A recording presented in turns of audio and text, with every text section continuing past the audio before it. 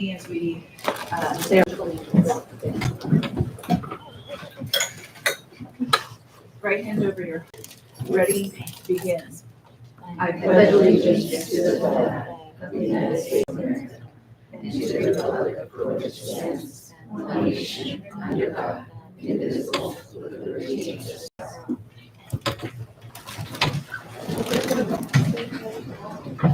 Thank you. Would you please call the roll? Ms. Armando? Here. Ms. Lopez? Present. Ms. Rivera Castañeda? Present. Ms. Reed? Present. And Ms. Alvarez is back.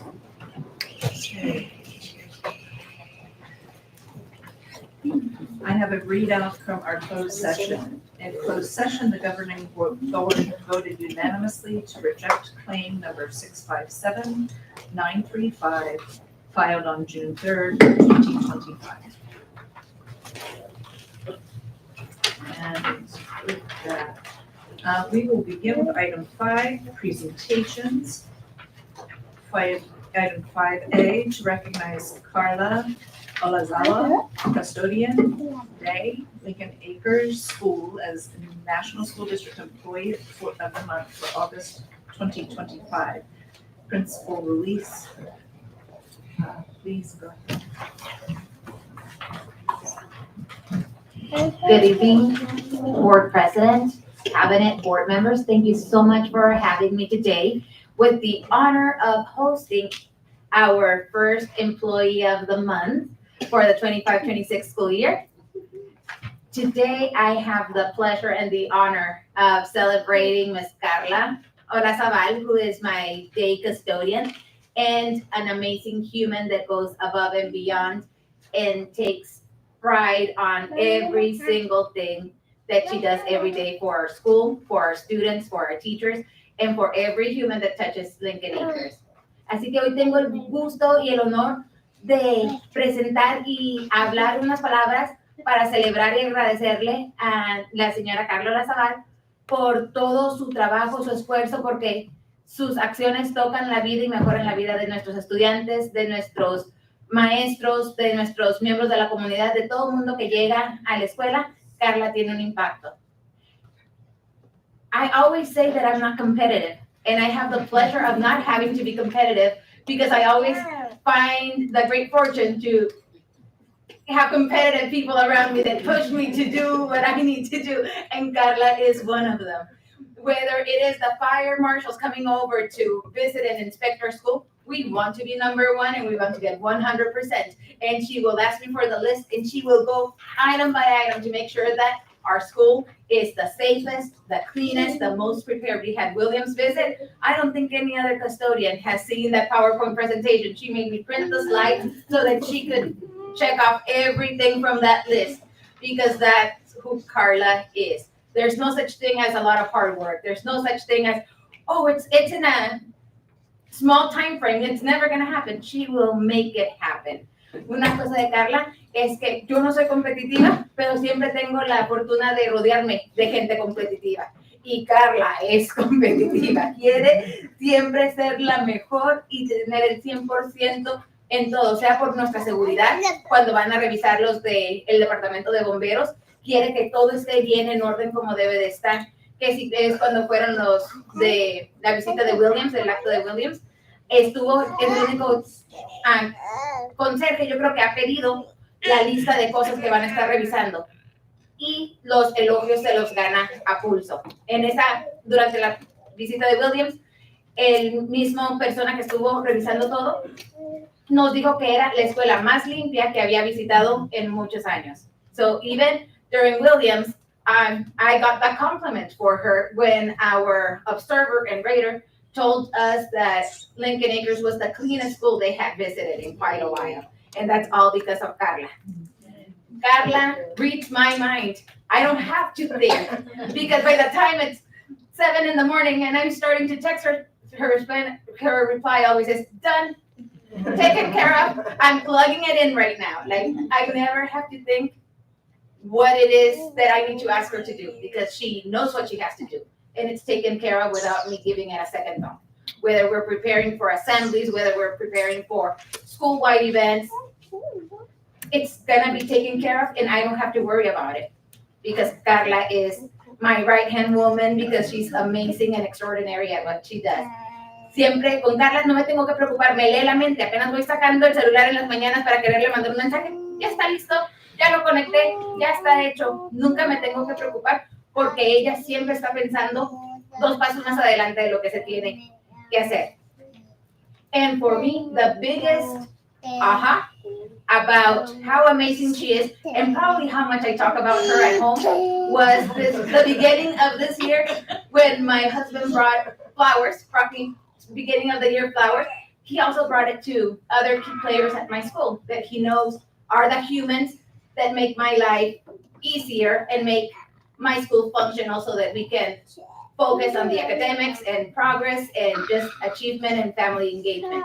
And Miss Carla was one of the people that Adrian said, she is the right-hand woman. She is who keeps Daniela strong. So even my husband can notice the big impact that Miss Carla has. So for me, that speaks a ton because without her, I would be in a lot of trouble. And thanks to her, I am so comfortable just knowing things will happen. Things will get done. And if we have an emergency, whether we are flooding and we are with brooms sweeping water, we are going to roll up our sleeves and make things happen. And that's the beauty of Carla. There's nothing too big, too small that she will not face off with a smile and with the appeal of the nicest of the girliest girls. Así que es un placer.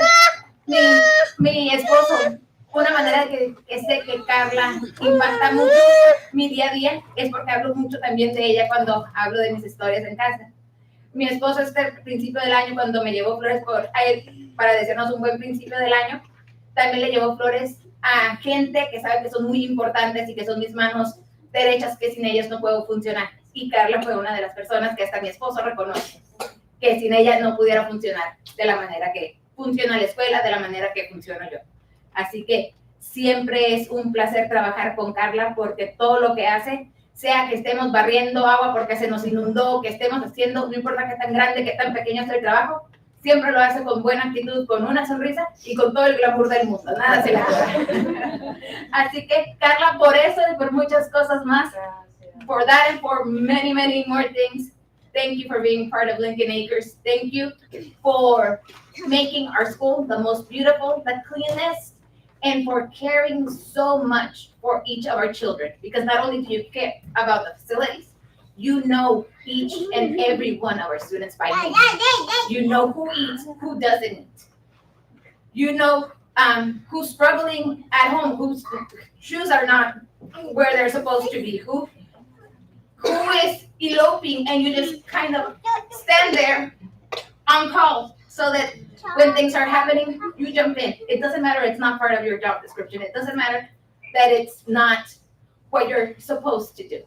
You're there because you are a member of our community, and without you, our school wouldn't be the same. So thank you for being amazing. Thank you for being such a wonderful human and for caring so much about our school, our students, and our community.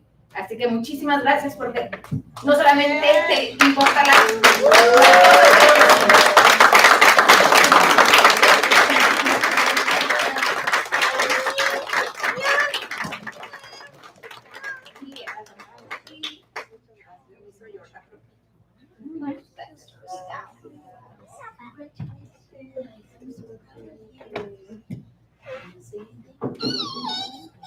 Welcome, family. Thank you. Good evening.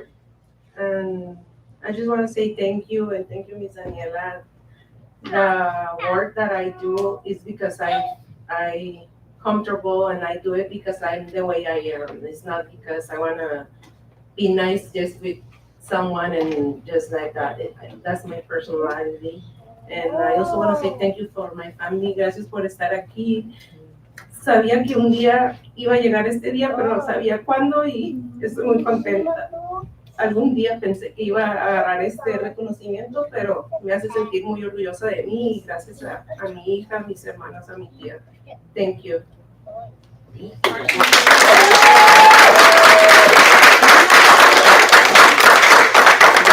Governing Board of National School District, we have some gift for you. It's a pen, Employee of the Month pen.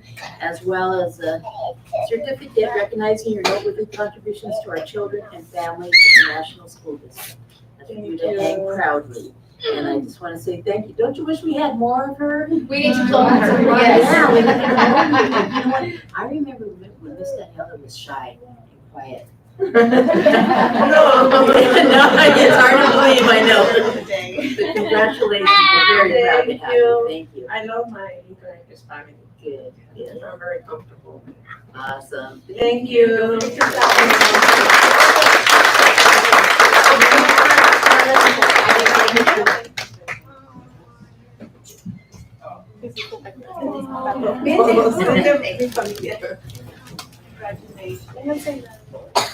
Yes, we got more.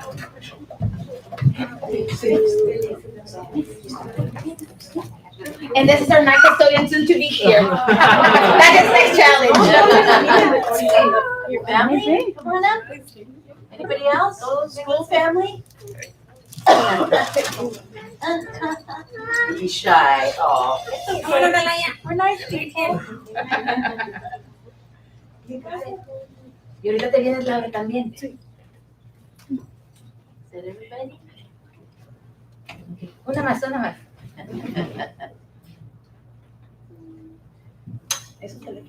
Sí, hay muchas. Del espacio. Sí. Thank you.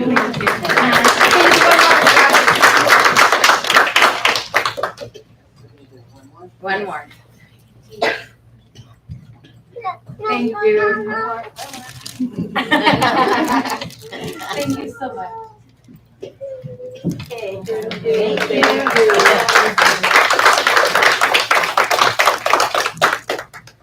Item 5B is to introduce and welcome the new employees. Dr. Kevin.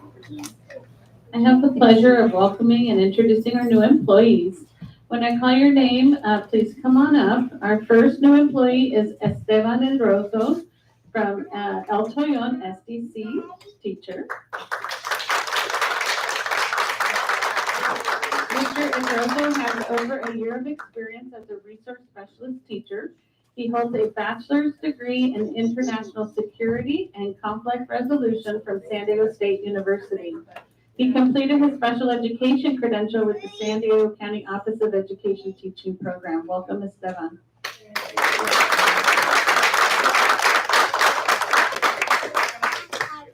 Our next new employee is Ruth Garcia, Office Technician at Kimball School. Ms. Garcia has more than 3 years of experience in administrative office roles, and she worked as a substitute clerk for NSD this past year. Ruth's not here? Okay, she did RSVP, but maybe she's running a little late, but welcome, Ruth Garcia.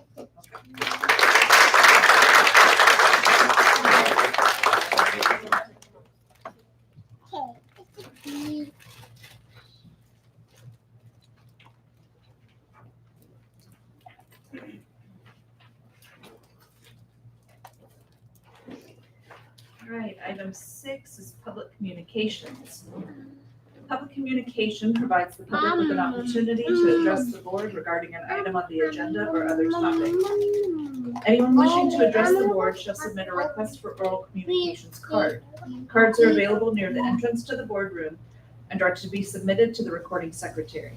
A member of the public who wishes to address the board on any such matter is limited to 3 minutes for one matter, up to a maximum of 5 minutes for all closed and open session matters.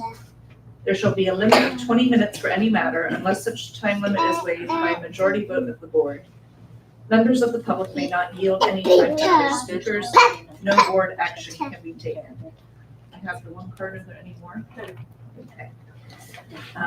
We have a request to speak from Priscilla Magana. Go ahead, there's a timer up here. And just so that you're aware, thank you for coming.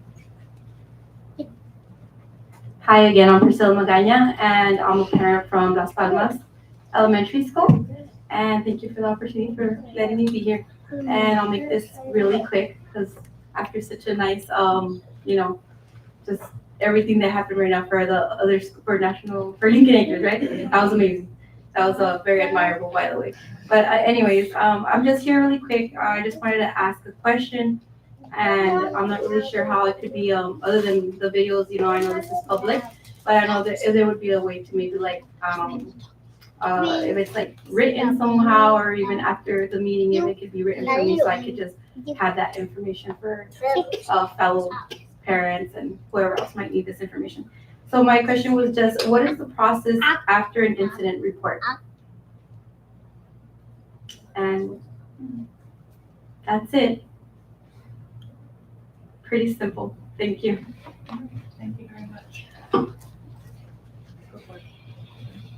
So we don't usually speak back during public comment, but I would be happy to give you a call tomorrow. And with our, depending on the incident, would depend on which of our departments can best support you in that. So maybe I can, I'll just reach out and then we can go from there. Thank you. Yeah. All right. Thank you. Item 7 is our agenda. 7A, to accept the agenda. Do I have a motion?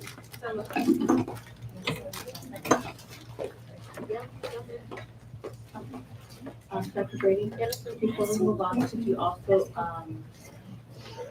give us the process of after to, not see it right now, but at a later for other parents that perhaps would like that after as well?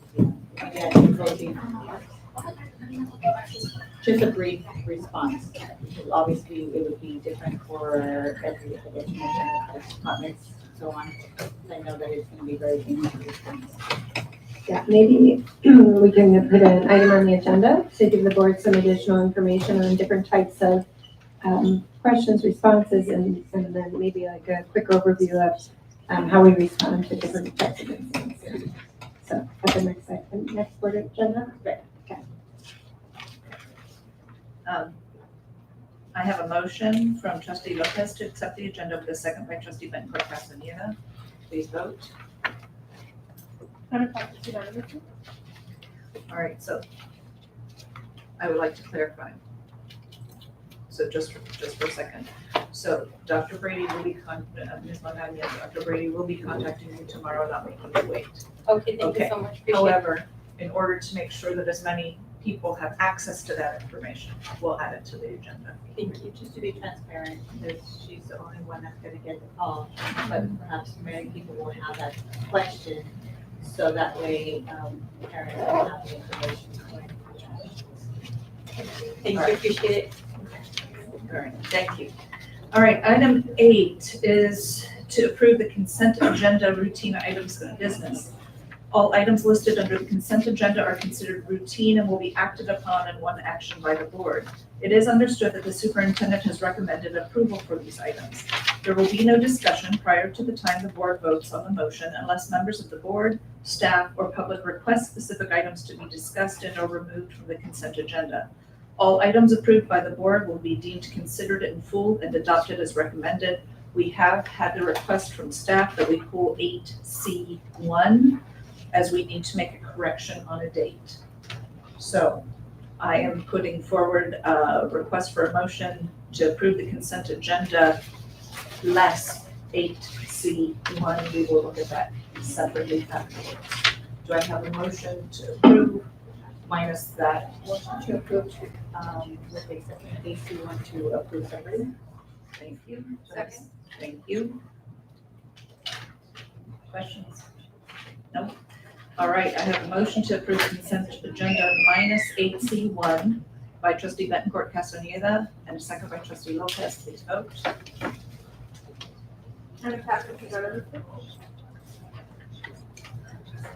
All right, looking at 8C1, ratify/approve the personnel action report. We have a change to the information regarding leave. Yes. So Dr. Kevin, please clarify for us. So this is a request to make an adjustment to a leave date. It's on page 2, third from the bottom. Just that it says that the leave will be from August 12th to December 19th, 2026. The correction is till December 19th, 2025. We apologize for that. Inside your packet, the date is correct. So again, this looks like page 48 on our notes. Classified request for leave of absence. The date change is from August, or from December 19th, 2026. The correction is to December 19th, 2025. Again, page 48 of our agenda. Okay.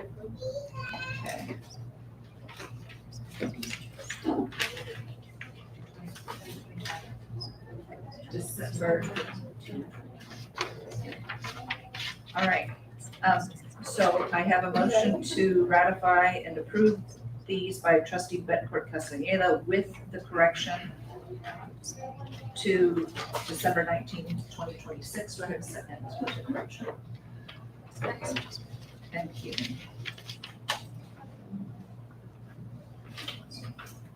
All right, then, I have a motion to ratify and approve the personnel action report with a correction made to classified request for leave of absence, ending date of December 19th, 2025, by trustee Bettencourt Castaneda with a second by trustee Lopez.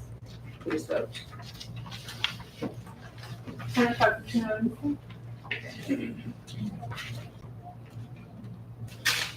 All right, item 9, general functions.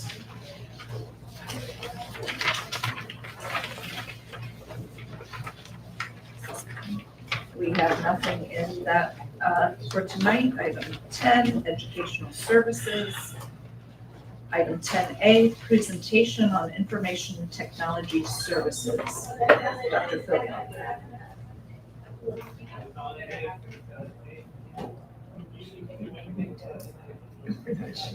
Yes, so we are happy to be able to present some information today regarding all of the work that has been happening with our information technology services. I believe even trustee Lopez requested some information about that, so we're pleased to be able to provide an update.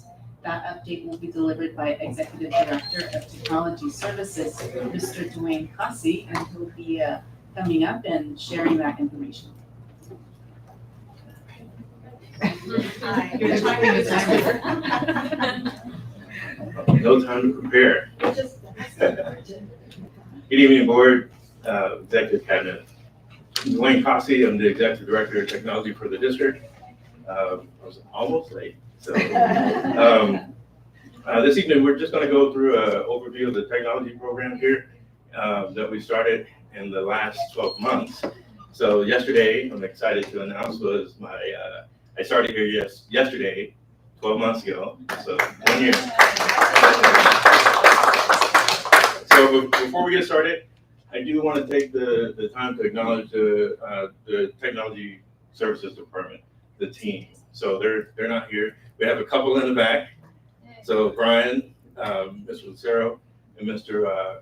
Padilla in the back. Mr. Padilla is our newest hire. And so we haven't really grown. We've shifted some positions, and Mr. Padilla was one of our new hires. So thank you for that and supporting us. Okay, so tonight we'll go through basically the strategies that we have for our technology program. So which include student devices and how we handle those, staff devices, some of the things we've done with cybersecurity, which has been a lot, and safety technology, which is one of those things that can be an uncomfortable topic sometimes. We'll talk about what we've done in that area, and some system modernizations and some things that we plan to do for the future. Okay, with student devices, we've started at our youngest levels, so in kindergarten. So kindergarten is our entry level for student devices. In K through, here in our district, we do K through 2 with iPads, and grades 3 through 6 with Chromebooks. So we've, at those entry level grades at kindergarten, we've pushed in brand new iPads to kind of get the system going. So this is our second year doing that. And the same with at the 3rd grade level, introducing Chromebooks. So we plan that based on the class sizes that we've reported in the previous year's CalPAS numbers. So we kind of try and predict what we have. And we also look at it from, we account for breakage and damage. And so we're a one-to-one district, so every student gets their own device, but you can't exactly go one-to-one. You know what I mean? So you have to plan for some loss and damage, that type of thing. Okay. And I did put a note there that the cycle is when students promote into the next grade level, they return their devices back. Can I interrupt for a quick second? Sure. Every time you see the seagull with our logo, that indicates, right, that the board's taken action on something. Right. So anytime you see our logo there, that's something that's come before you, either as a purchase order or something that's a contract that you've agreed to. So third grade devices, as I mentioned before, we introduced those at that level, the same type of thing.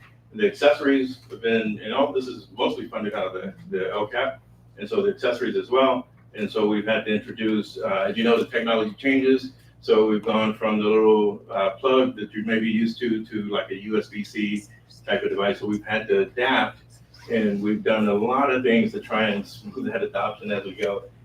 One of the examples that we've done is last year and during the summer in the K and first grade classrooms, we recabled I'm not sure if you're familiar with the colorful towers that are in the classroom, the power districts, but we recabled those in kinder and first grade to accommodate the new charging devices.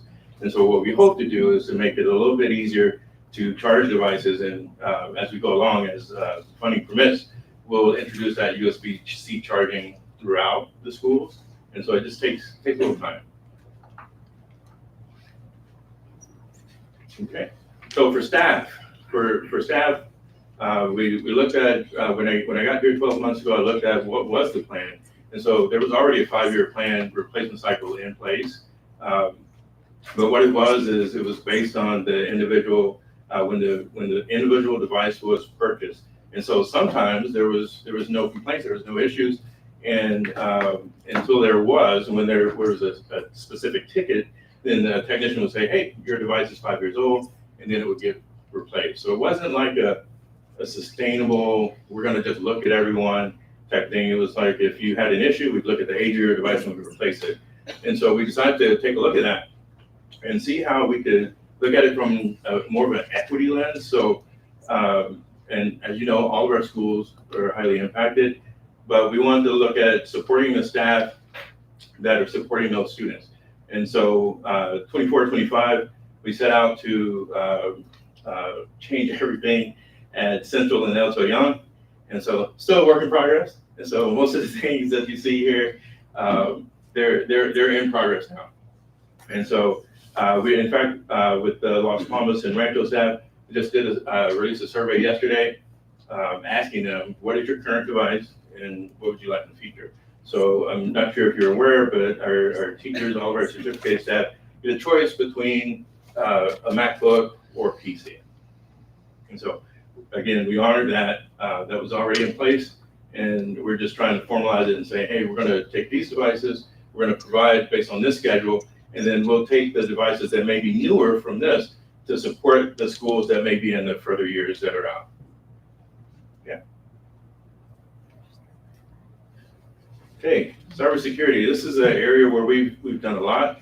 And very appreciative to the board for recognizing that cybersecurity is important, extremely important. So we've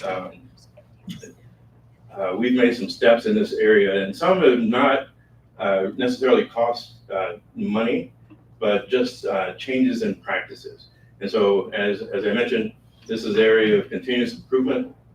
And so, one of the easy things that we've done is we've introduced a cybersecurity training through the Keenan process. So as you know, you have to go through and do the annual trainings. And so we're fortunate enough to add those trainings into Keenan. And so there's no cost to that, just something that we included, and each employee gets an opportunity to go through and learn about a general overview of cybersecurity. And so in addition to that, we've had a partnership with the San Diego County Office of Ed. They have a phishing product, which is, I'm sure you're familiar with phishing. That product allows us to send simulated phishing emails to staff. And if they were to go far enough as to click on a link, then that link would provide some, whether it's an educational video or just tips to avoid phishing. So that's a helpful product that's totally free from the county. And there's plenty of commercial products out there, but we really believe in this one. And you may see something that looks suspicious in October. October is Cybersecurity Awareness Month, and so be aware in October. So advanced threat protection. So this is something that has recently come to you this summer. We really looked at our Microsoft licensing and what we're doing with our licensing. And so what we found is we had a very base level of licensing.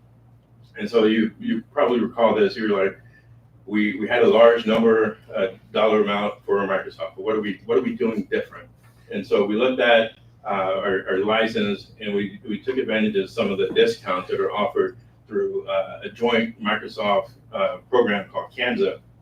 And through that program, it allows us to take advantage of some of the higher cost licensing that would usually be out of reach for a school district, even with around 500 what we call active users. And so we upgraded our license to do that threat protection. So basically, a lot of the heavy lifting is being done for us through antivirus and that. And again, it's something we're still working on. And so we're working to get all devices covered. And so they participate in the license program. One of the things that we did early on, I want to say it was like maybe around this time last year, was we had a little discussion as a brief overview of the MDR, EDR, which is on the board there. And so that was an important step as well, because that works in tandem with the advanced threat protection. And as something happens on the device, that system sends their alerts to the administrators, myself, and members of my team, and alerts us there's an issue. So one of the really good uses of AI is within that tool. So AI goes in and does an auto response and could shut down certain things if it sees malicious activity based on the response. So it does a little bit of machine learning to do that. And then one of the things we did, people may think it was a little weird. Why would we have to, as a school district, national school district, have to limit access to North America? And so what we found is there are threat actors out there that are actively trying to get into the network from all over the world. And so there's a lot from Europe, there's from China. And so it's just a safe practice to just shut it down. And so we can still accommodate if employees travel for whatever reason, vacation, and we can make those accommodations as needed. But just general practice, we try and limit it to North America. So safety, this is an area that's new to a lot of technology organizations. So you may know some of our neighboring districts or other districts that don't really engage in this beyond the visitor management. And so this is one of those areas that we're kind of leaning in heavy on. And so the reason for that, we feel that some of these technologies out there we can leverage them to make staff and students feel safer. And so it's very, very important. And so we did change, and you approved this, we did change to the Verkada guest visitor management system. We felt like that was a small change, but it needed change. The previous system had several issues that we had to deal with.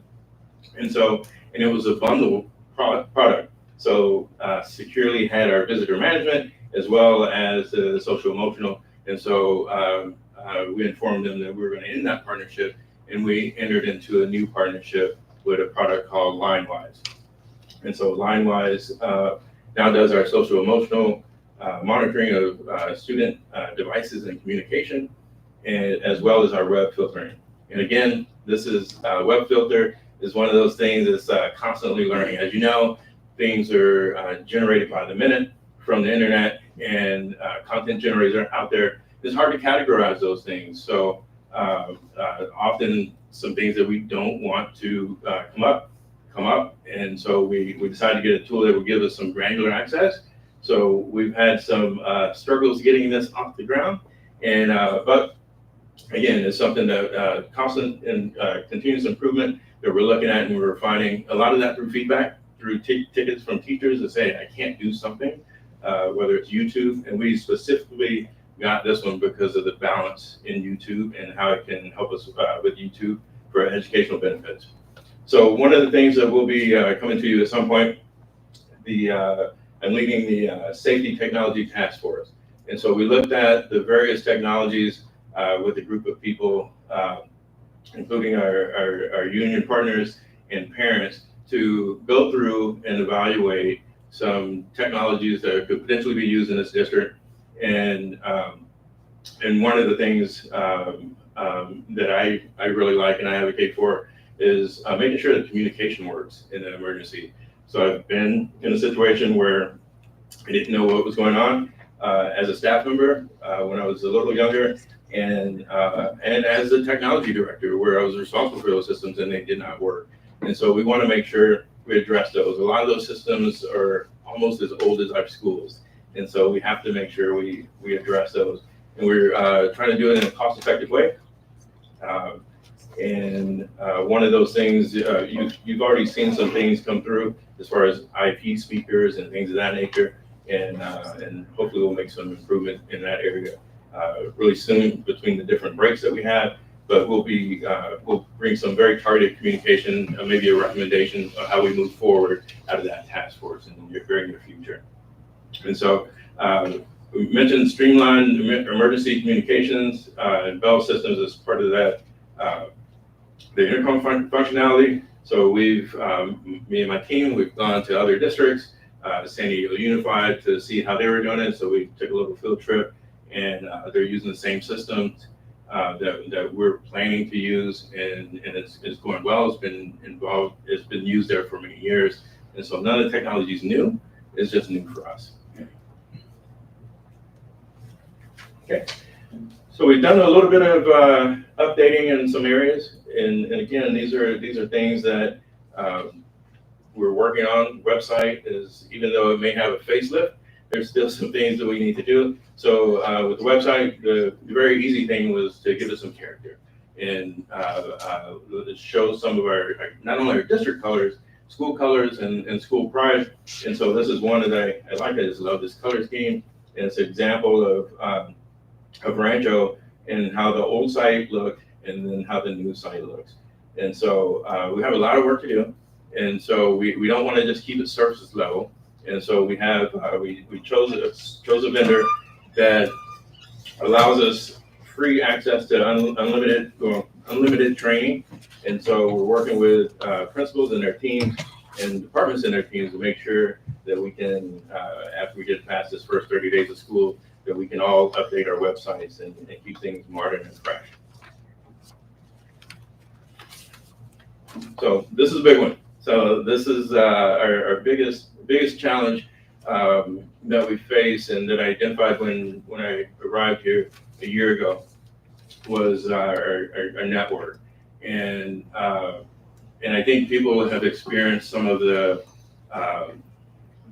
outward results of the network redesign. So not being able to print, the wireless is different. All those things are an example of these are must-do things that we have to do to move forward. So you can't move forward without having an infrastructure. And we've really focused on, we spent a lot of time on single sign-on, which we have a lot of things in single sign-on that are working great, and we have a long way to go in that area.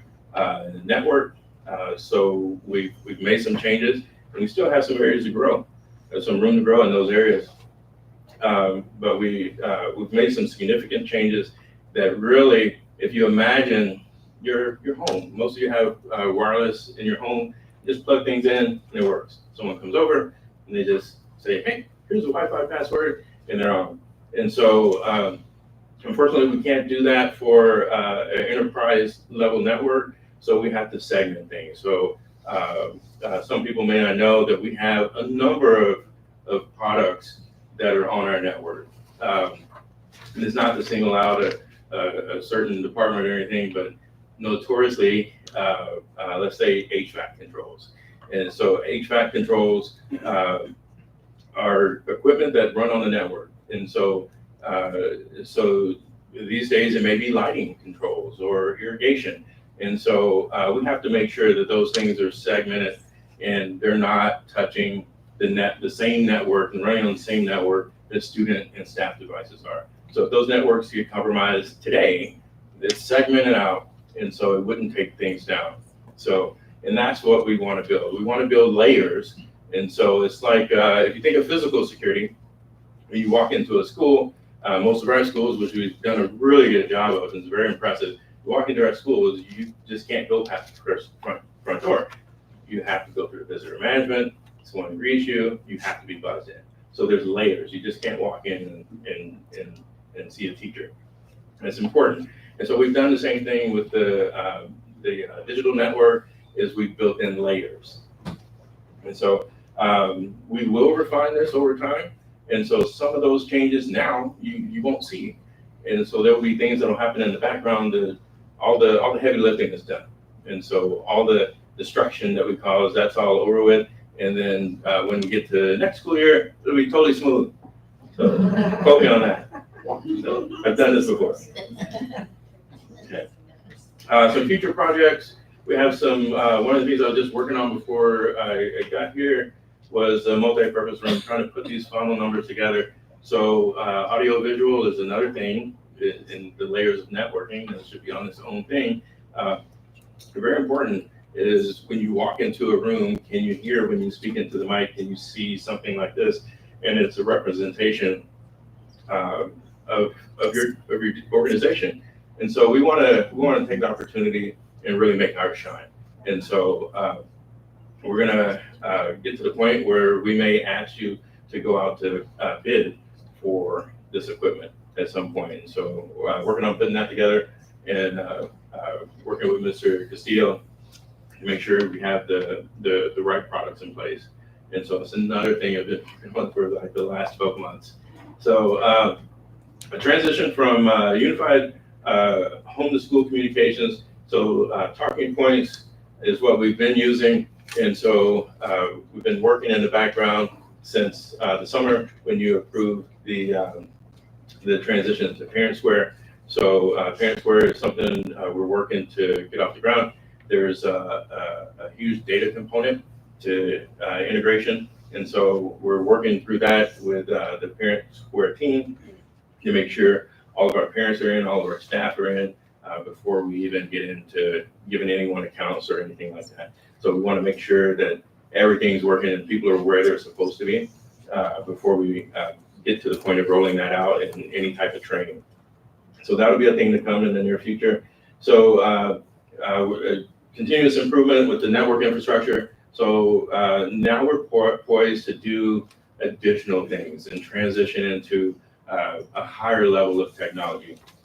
And what that means for us is, you know, last year we had like maybe 2 outages. And so 2 outages are one too many.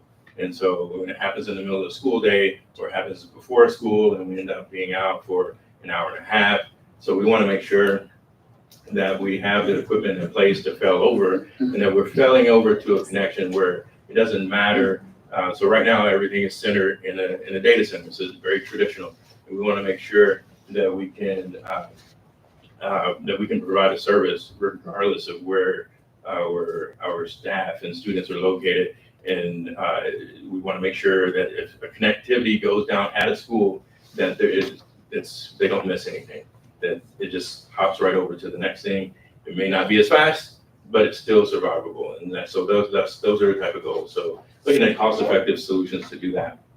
And so been asked to look at the electronic document retention process in the future and how we can improve that and have it really work for employees. What I mean by that is if I have my, say my TV is due, do I have to have someone go through a file and find that, or does it send an automatic alert that this contract is due, or Dwayne, your TV is due? So we want systems that we're really getting a benefit out of, that reflect where we're going as a district, And so, which is the next one there with printer management. You may think, why would we want to manage printers? As part of our sustainability goals, when we look at how much we're spending on materials, as far as cartridges and paper and those type of things. Not saying we just want to eliminate printing or anything like that. What we want to do is we want to manage it. And so an example of that is in print management systems, you could be anywhere. It doesn't really matter. You could be anywhere in the world or in North America. You can hit print, and then you can go into, if you're a person that goes to any of our locations, any of our schools, you can put in a PIN code and release your job. So what that prevents is, whoops, I just sent 200 copies that I don't want, and they went through anyway, or I have something sensitive that I'm going to print, and it's laying there and I forgot about it. So there's a level of security with it, and then there's also that sustainability. We eliminate waste or reduce waste. And so, in review of our emergency radio communications, so that's something that we want to look at. It's an important thing. It may not be something that's in the forefront, but when emergencies happens and you have a cell phone, the cell phone doesn't work. That's what the traditional radio is for. It's very old technology, but it works. Right. Okay. Sorry I sped through that, but I welcome any questions or feedback. Okay, Trustee Sarmiento. Oh, you'll be sorry you asked. A couple of things, you're more than that. I'm really glad to see the principals' names listed on the site, the one that you showed us here. I remember going on the Sweetwater District and could not find out who my grandson's principal was. And I checked the other schools in the district, and none of them had the principal's name. You would think that by the time school started, they would know the principal's names, but I'm glad to see that you included them as well as the school hours. So when parents need to call, they'll know the hours and time that they need to call. Is there a school calendar? Is that listed on there? So the school calendar is a traditional PDF, and so that's something that we have to work for. Is we have to make some decisions if we want to populate. So there's different options with the calendar. So we can embed the current calendar that's there, or we can move to more of a Google thing that may be more friendly for parents. Right now, it's the traditional PDF. See, now you're talking over my head. All I know is if there's a parent that needs to know the calendar, they need to be able to have access. So Absolutely. however you do it, then it needs to be done. So Also, to add to that, just to clarify, our school calendar of all the days where we have parent conferences, breaks, the one the board approves, that is on our main page of our website, and I think it also populates to every single one of our school pages. Yes, we refer to it as the student calendar. thank you. That's what I need to know. Also, school uniforms. I've had several inquiries from parents. Are we still going with the same colors? Are we adding additional colors? What do the school uniforms look like and what they should purchase? Of course, now that the school year started, they're beyond that, but I'd like to see something on there having to do with school uniforms, as well as the kindergarten enrollment forms. Several years ago, my daughter was enrolling her son in kindergarten, and she attended a parent meeting, and they passed out all these forms, and I think she had like 8 pages, and most of the pages asked for the same thing: name, address, phone number, student name, and she had to fill them all out and submit them. Wanted a copy of it, but they didn't give copies. And I just want to see how this can be simplified. You know, maybe be able to fill out the forms online, be able to make a copy of it as well as submit it to the district so that they don't have to go through all this trouble, you know, because this is the age of technology and we need to be able to have this access available to our parents. And I just want to make the job easier for them. That's all I have. Trustee Lopez. Thank you for your year of service. I have some questions on the safety technology slide. To start, for the student social emotional monitoring, how is this monitored? Is this looking for keywords or what is that? Can you give more context on that? Sure. So what it does is it goes and it scans basically Google. So all of our students have Google accounts, And so anything that they type into, so it does two things. So it types, as they type into Google, whether it's a document or a spreadsheet, any of those products or an email, it looks at those keywords and it sends an alert. So that's the basic functionality of it. The second part of it is it does the same type of thing with the filter, but it's kind of like two different products. So the filter does the web filtering. I'm searching for keywords X. And so, but the bottom line is it sends an alert to a group of people that are responsible for those students. Okay, thank you. My next question for the panic button technology. Has there been a situation since you've been here that would warrant for this? Which type For of the thing? panic button? The panic button? Has there been a need for it recently in this past year that you've been here? I'm not aware of any specific incidents that would warrant a panic button. Would you elaborate on the need for this panic button technology? So what we're doing in the task force is we're going through and looking at all the different options. And so I'm really not advocating for any of those other than making sure that the communication is there. So panic button technology is a few different things. So one is a wearable technology, which is a whole separate presentation on wearables and what they do and how they work. And so another is a wall mounted. So you can do a wall mounted type of panic button. So you press it and it takes a certain action. So it can alert whoever you want. If you wanted to alert SROs or just a principal, it could do that if that's what you wanted to do. So in that specific meeting, I also mentioned the option, which is a panic button. So we can program panic button in two ways. So one would be on a phone, district phones. So everyone has a desk phone or a classroom-based phone. So we can do what they refer to as a hotkey, where you press it and it does whatever you want it to. The other option is we can do certain keystrokes on computers to do a similar type of thing. So, which we hadn't gotten into, but those are examples of panic buttons. Okay. And then my next question, for the security cameras, again, is there a reason why we would need those? And if so, where would they be located? At the front, if you can elaborate on that. Yes, so security cameras are typically used traditionally as to see that something happened, and that's the traditional use. They're typically installed in common areas, and so exterior areas, common areas, not really interior, unless like John Otis and Kimball, as you walk down halls, that would be an example of a common area. And so while you would use it, so today cameras are a little bit more advanced. It's not just to see what happened. They can be predictive and work with other technologies. Cameras do use AI. I can't think of a camera that's produced today that doesn't use some type of AI technology. For example, if there was a threat of someone with a yellow tie that was going around the schools, and we had a picture of that, we can place that into the system.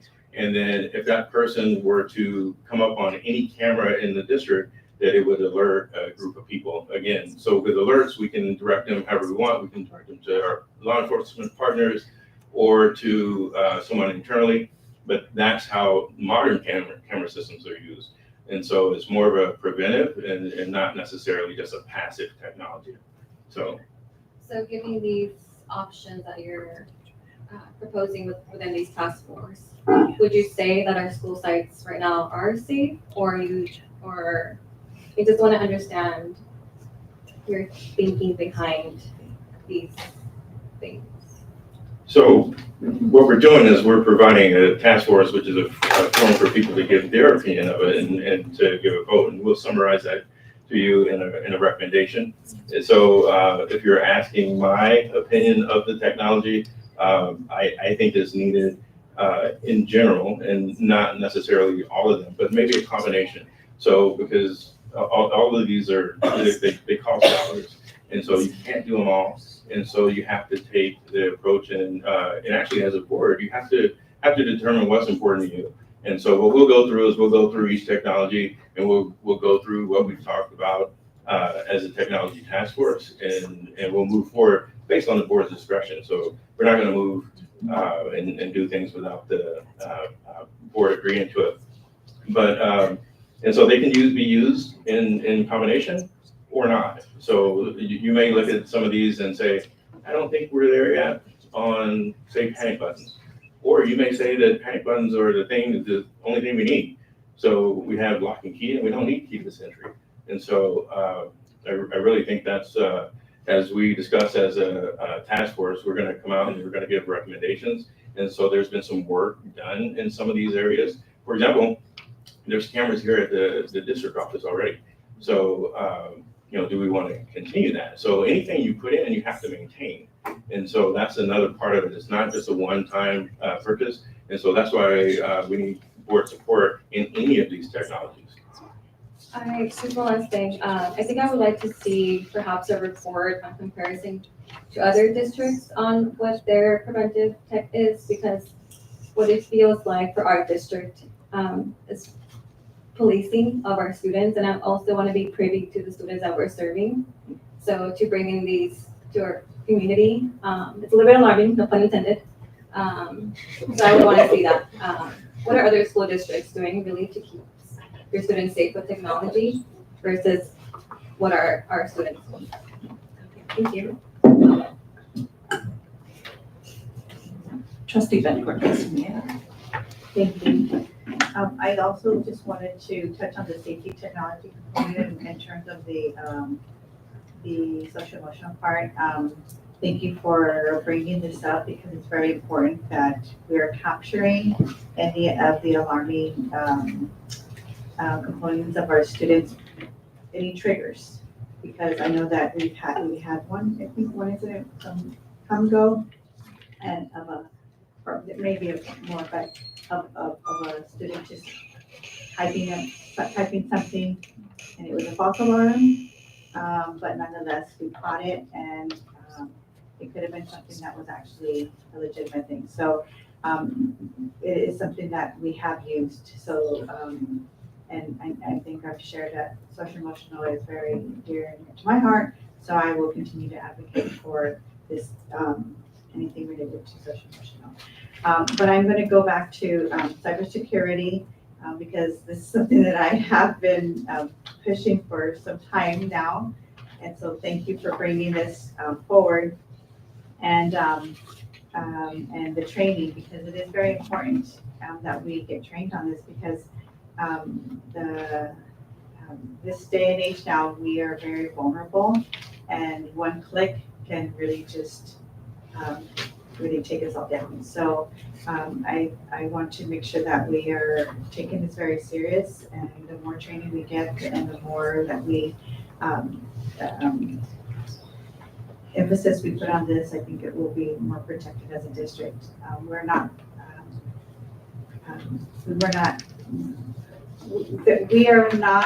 just because we're a elementary school or anything, we're not going to escape the attacks. So we need to make sure that we're paying attention to this, and it's something serious. So thank you for bringing this up, and if we can get more than just in October, what did they call it? Cybersecurity Awareness Month. Yeah, but one of the trainings that I took, it was they called it something else, but where they just give us a little, I have to remember what he said, but where they just throw something at us, where we just get a little training, a little thing that they just to see if we were going to fight at it. We're going to be more mindful of what we click on. So, because one time a year is not going to make us mindful. So, it's important that we are very cautious about what we click on, because it's not just in our workplace; it's in our personal lives as well. So, but thank you for the reminder.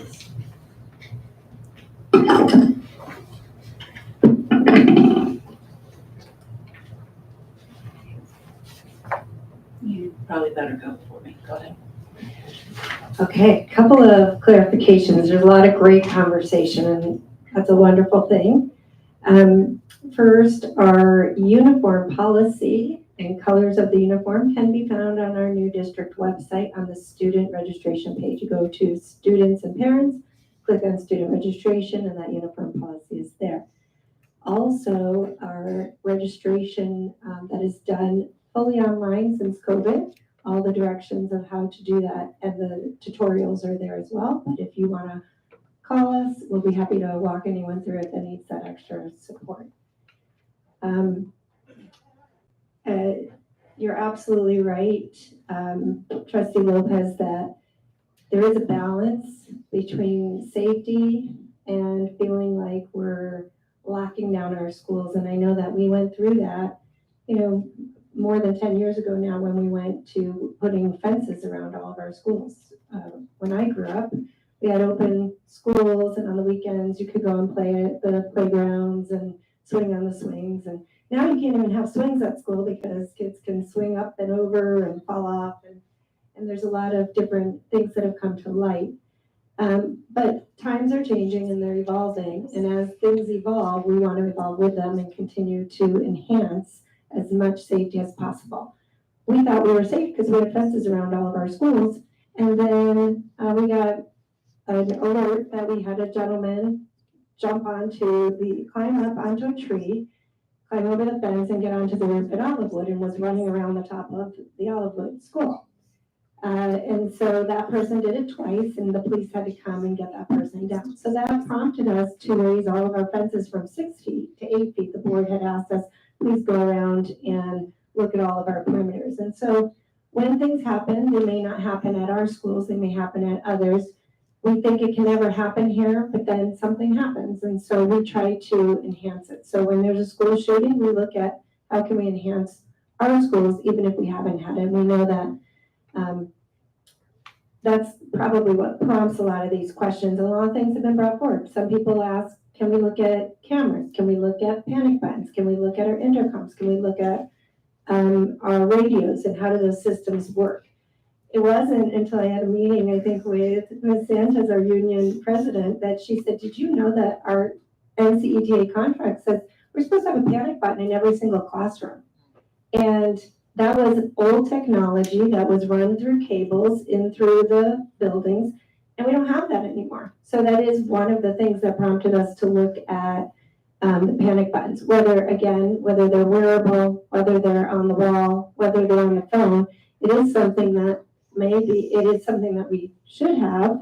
We don't currently have it, but we should be talking about whether or not we're going to refresh that. So there are different things I think that people have brought forward that we at least want to have those conversations. I know that when I was in my last district and there was a school shooting, everybody wanted bulletproof glass because at one of the schools, Sandy Hook, the person came and they had a buzzer. You couldn't get into the main office, and they shot the window out and went in through the main office. Again, does every school need bulletproof glass? Probably not. And we have to weigh those safety measures based on our current context. And so that's why I think the purpose of the task force is to keep that conversation open and evolving and to be as safe as possible with the technology that's out there. And then I think I just wanted to say one last thing. Thank you so much, Dwayne, for all the work that you have done with technology and enhancing our systems. We know it doesn't come without hiccups, and thanks for always smiling and saying we can do this and fixing it. A few years back, Trustee Sarmiento and I were asked to I think we submitted a presentation for cybersecurity at CSBA. And I don't know if you know this now, but I got a call from SDCOE and they're asking for Dwayne to be on a panel for an upcoming cybersecurity summit for all of San Diego County for board members, superintendents, and administrators to share the things that he's doing with everybody in the county. And so we're really proud to have one of the best in San Diego right here in National School District. And that's on October 14th if you want to go, and I'll get you that information. According to Education Week in January of 2025. there had been 228 such school shootings, such being described as resulting in injuries or death since 2018. So, when we are discussing safety issues,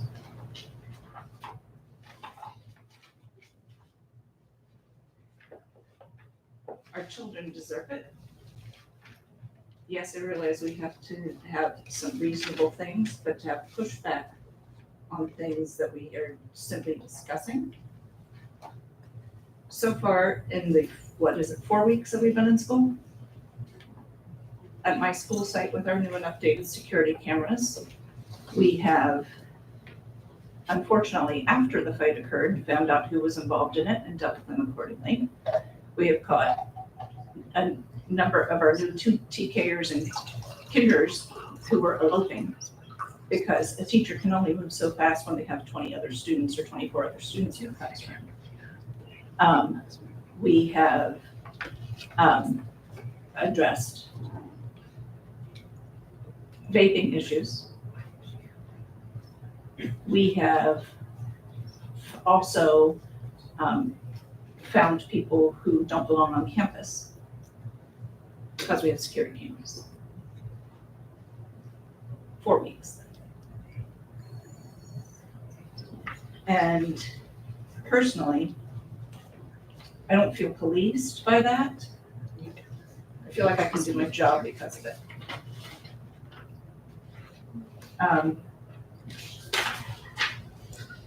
I did want to touch base and clarify 2 different things in the other parts of the presentation, please. You mentioned that Kinder receives new iPads that are returned after 2nd grade, and then 3rd grade after they return, or 3rd grade receives Chromebooks and they're returned at 6th. I'm curious, does the Chromebook and the iPad stay with that child? Or like how are you handling that? Is that the same Chromebook through the 3rd through 6th grade so that we can kind of track So that one to that student for accountability for the student's care of the, how does that work?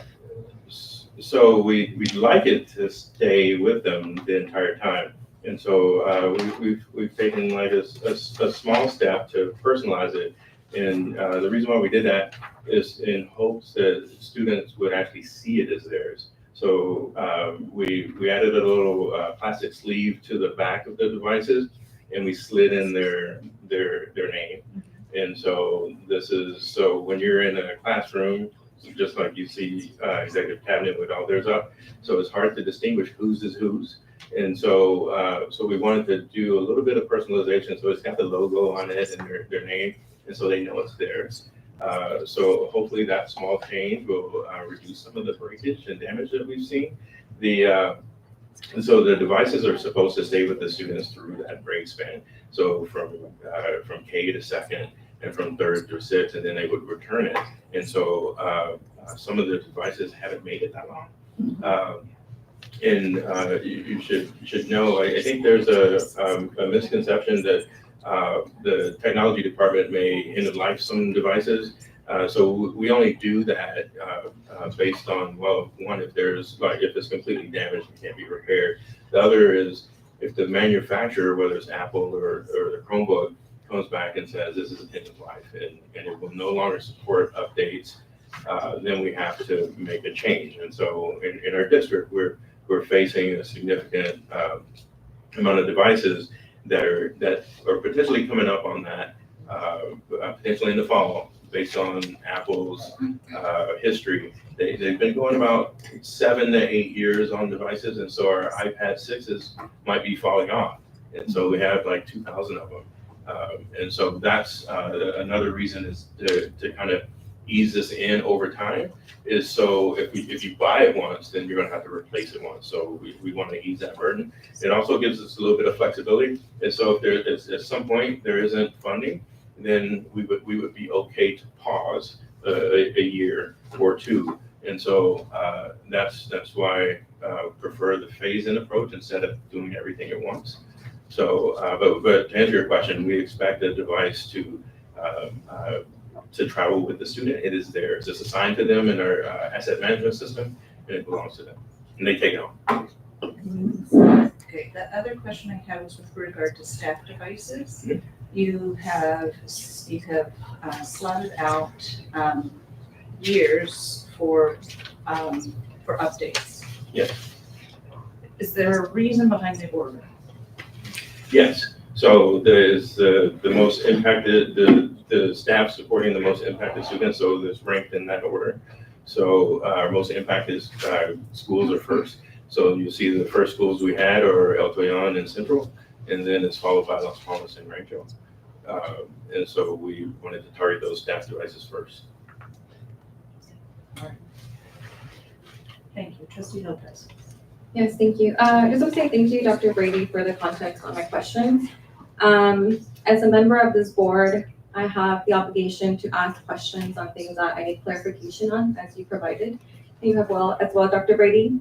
So I don't appreciate it being, my questions and comments being called pushback.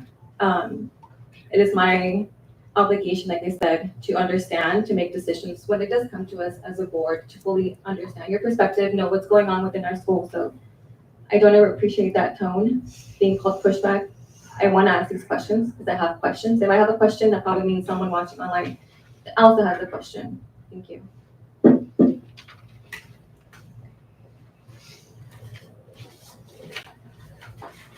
Trustee Lopez, you're right on that. I'm sorry that I let my frustration over the situation and my concern for things that I know that we have been fighting for to show up and feel and be targeted. I apologize.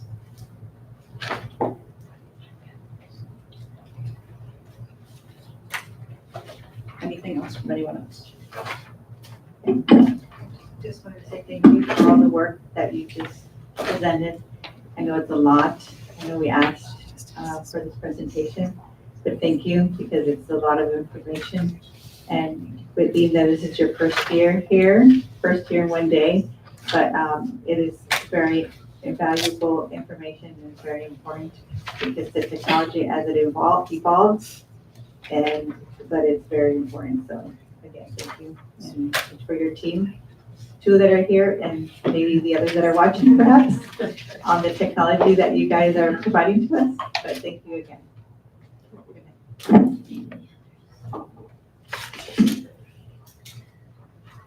Item 10B, information for the district's professional development plan. Dr. Filion. Yes, thank you. So we are going to, I know in your books, you also have the printouts around our professional development plan. We'll be showing those as well.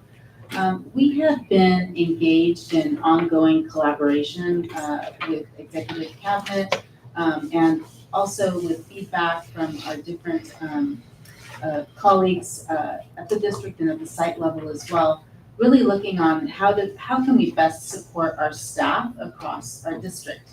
And so we wanted just to provide you with a brief overview of the district's new professional development plan. And really it's designed to empower each member of our team, both certificated and classified, really trying to provide them new skills and opportunities for growth. At times, offering too many different professional learning opportunities can feel overwhelming and even sometimes disconnected. And so we really wanted to think carefully on how we were approaching this and trying to really streamline it so that it's clear and connected for our staff. This is the first draft of it, and so it is kind of a pilot year that we're trying this out. I'm always wanting to hear feedback and input as we're going to continually reflect to see its effectiveness. But really, again, we just want to try to streamline that approach, and we start with identifying some of our key focus goals and also identifying the existing structures that we already have in place in order to align those main goals. So if you take a look at this first one, this is in reference to our certificated professional learning framework. And what you see there really is the different opportunities that are being offered. And so the graphic just kind of helps organize the varied approaches to professional learning. So at the center of it, what you could see is our district-wide focus areas, where the goal there is to share common messages and a unified approach to any district initiatives. On the left side there, you can see the integrated piece there, and that really just shows how our professional learning is being adopted, processed, and integrated into daily practice. At the top left there, you can see identified additional learning opportunities that may be site-based, as identified by school principals or school teams as a site need. And so additionally, you have collaboration opportunities there in the middle, and that occurs on Thursdays then for teams to come together to process how they're implementing their learning. And then also additional committees there, you can see at the bottom, where that's just various targeted groups that continue the work together and even help them identify any additional future needs that we might have. On the right side, you can take a look at what's titled responsive. And again, those are professional learning opportunities that are responsive to specific staff needs. So at the top right, you can see where it says expanded opportunities. That's for staff to maybe receive perhaps more grade level specific opportunities or even additional opportunities for training. In the middle section where it talks about personalized learning, we know that some of our teachers or certificated staff might have their own areas of interest that are self-identified. So the goal there is to be able to offer teachers a specific budget where they would be able to pursue those options for themselves as approved by their administrator. And then at the bottom section there, you could see support. And that's where staff may want some specific support or individualized support from perhaps different resources. So we have district resource teachers, for example, or tech support. Maybe they'll call Dwayne to see if they want to have some more individualized types of support. So if we scroll over to the next page there, you can see that this just takes that framework that I just described, and then it has the specific details layered on each section. So like I said, at the center, we have our district-wide focus areas that include safety, of course, also science. We want to continue our work around the learner profile and the learning model. So those are our district-wide focus areas. So then if you look over on the integrated side, you can see the specific dates there for site-based training opportunities, the collaboration dates, as well as committee work that's ongoing. On the responsive side, you can see examples of expanded opportunities for learning, like grade level specific science training that's occurring, as well as other refresher course opportunities. For personalized options, we've included a budget of about $1,000 per teacher is what we're allocating. And again, that's to be applied for a teacher to be able to use that for a choice of like a conference or a training and the sub-release maybe that would be involved in that. And again, that's something that they could be able to choose to do with their supervisor approval. And then at the bottom section there, it refers to the support. And those are just, again, some other examples of the additional support that could be offered. So then, as we scroll down, we also wanted to try to similarly organize learning opportunities for our classified staff. And so for our classified, again, we have district-wide trainings that includes safety, the learner profile, and the learning model. So this one is kind of the general page where it talks about the different approaches. So we have our district-wide focus areas. For our classified, we have job-specific types of training that they might want. And then again, some opportunity for some personal choices there as well.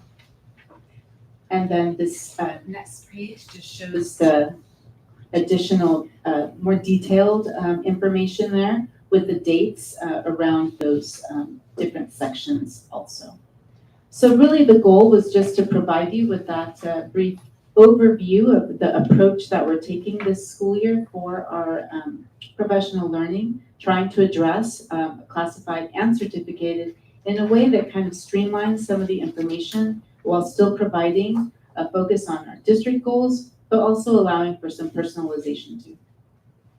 Any questions?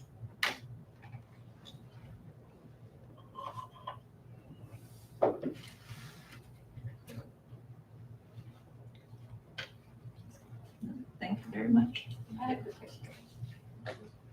Is it I'm sorry. fine. No, I'm sorry, it's not. No.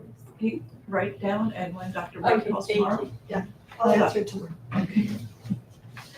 All right, item 10C, to approve CT 4314 with Catholic Charities for participation in the foster grandparents program. Do I have a motion? Second? Second. Dr. Goya? Yes, this is a contract, as you are familiar with probably. This is a long-lasting existing partnership, and so we're seeking approval on this contract with our Catholic Charities to participate in their foster grandparents program. It would really allow for up to 7 volunteers per site to provide literacy support to students. Trustee Lopez? Yes, thank you. I just saw it here, but just wanted to confirm that these individuals coming into our campuses are background checked and fingerprinted. Absolutely. Thank you. Any other questions? Yes. Okay, sorry. Trustee Sarmiento? I'd just like to say this is a program that's been going on for many, many years, and it's just a wonderful program to bring in the foster grandparents to meet with the kids and share time with them, read them stories and things of that nature. And the kids get so much out of it, and I'm really glad to see that we're continuing it. That's all I have. All right, I have a motion to approve CT 4314 by Trustee Van Hort Castaneda, a second by Trustee Sarmiento. Please vote. Item 11 is Human Resources. We don't have anything for them tonight. Item 12 is Business Services. Item 12A, we have a presentation on the Transportation Department. Dr. Cochran. Thank you, Trustee Gates.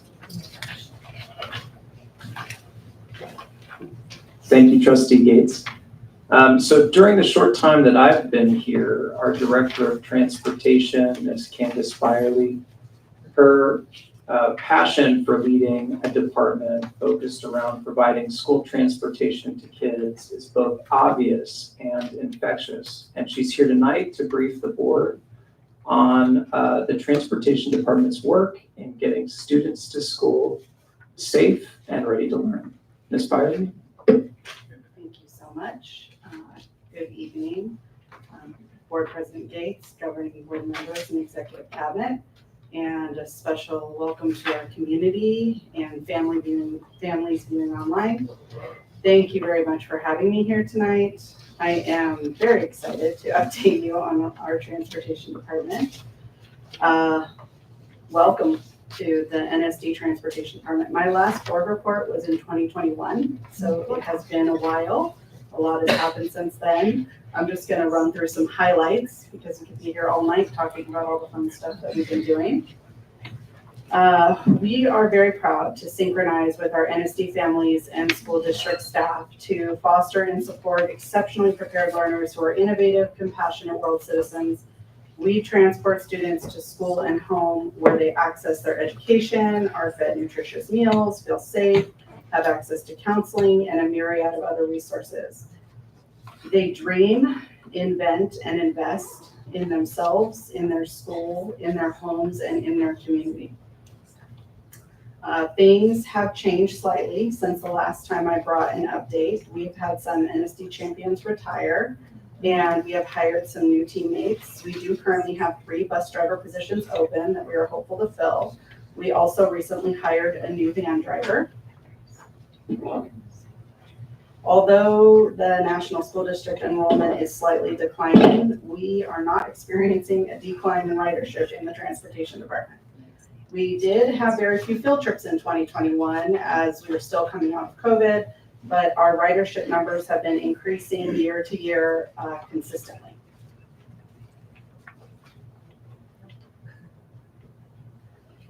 Just as the district needs diverse talent and people to accomplish its goals, we also are diversifying our fleet to accomplish ours. We welcomed our new electric school bus, AKA Sparky, our new microbus, AKA Spunky, and our new electric van, AKA Bolt. We were able to secure a grant through the California Air Resource Board to trade in our oldest school bus for our electric school bus. This bus will require ongoing reporting for the next 10 years to satisfy the grant. We have purchased another wheelchair accessible microbus that was delivered last week. That has yet to be, placed in service. Our motor carrier inspector who certifies them is on vacation this week, so he'll be back next week. What's the name? I know, we don't have one yet. I usually let the team get together and pick a name, but it looks exactly like that one, except that it has a wheelchair accessible door and wheelchair station inside.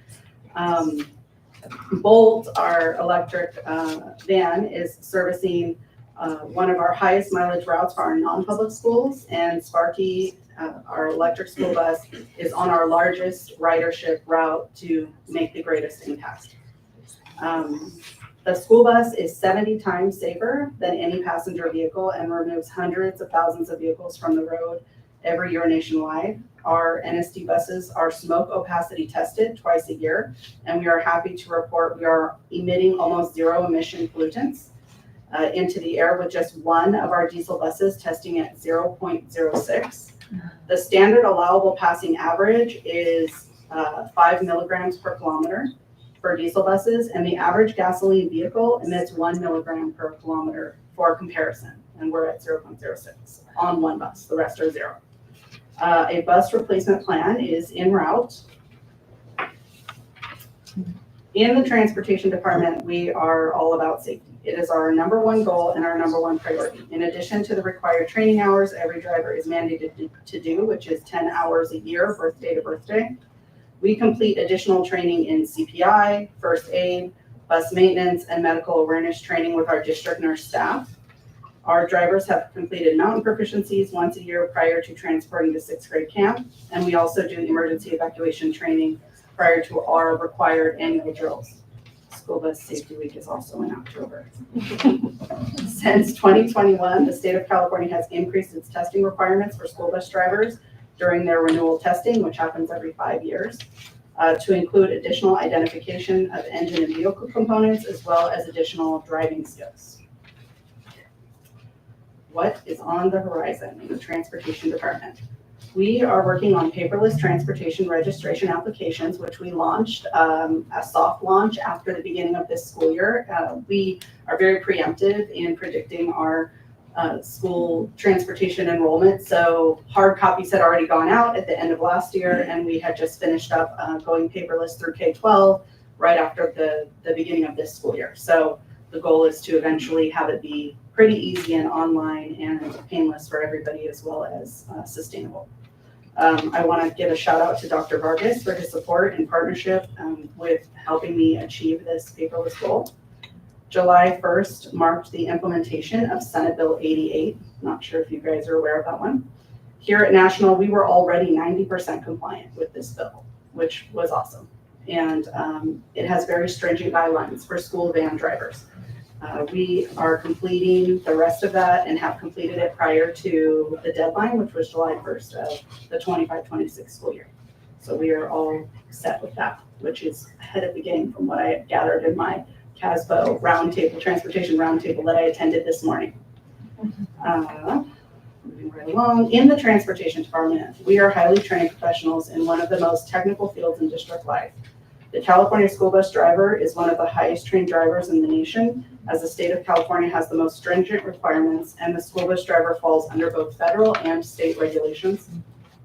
This job is very serious, and it can be very stressful as we transport the most precious cargo in the world, which is our future. In our department, we are a family and we do life together. We celebrate the highs, like new additions, birthdays, retirements, and accomplishments. We mourn the losses and we hold each other up.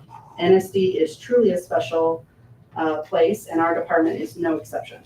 I have full confidence that if you ask any employee in my department if they enjoy their work, every one of them would answer with a smile and a yes.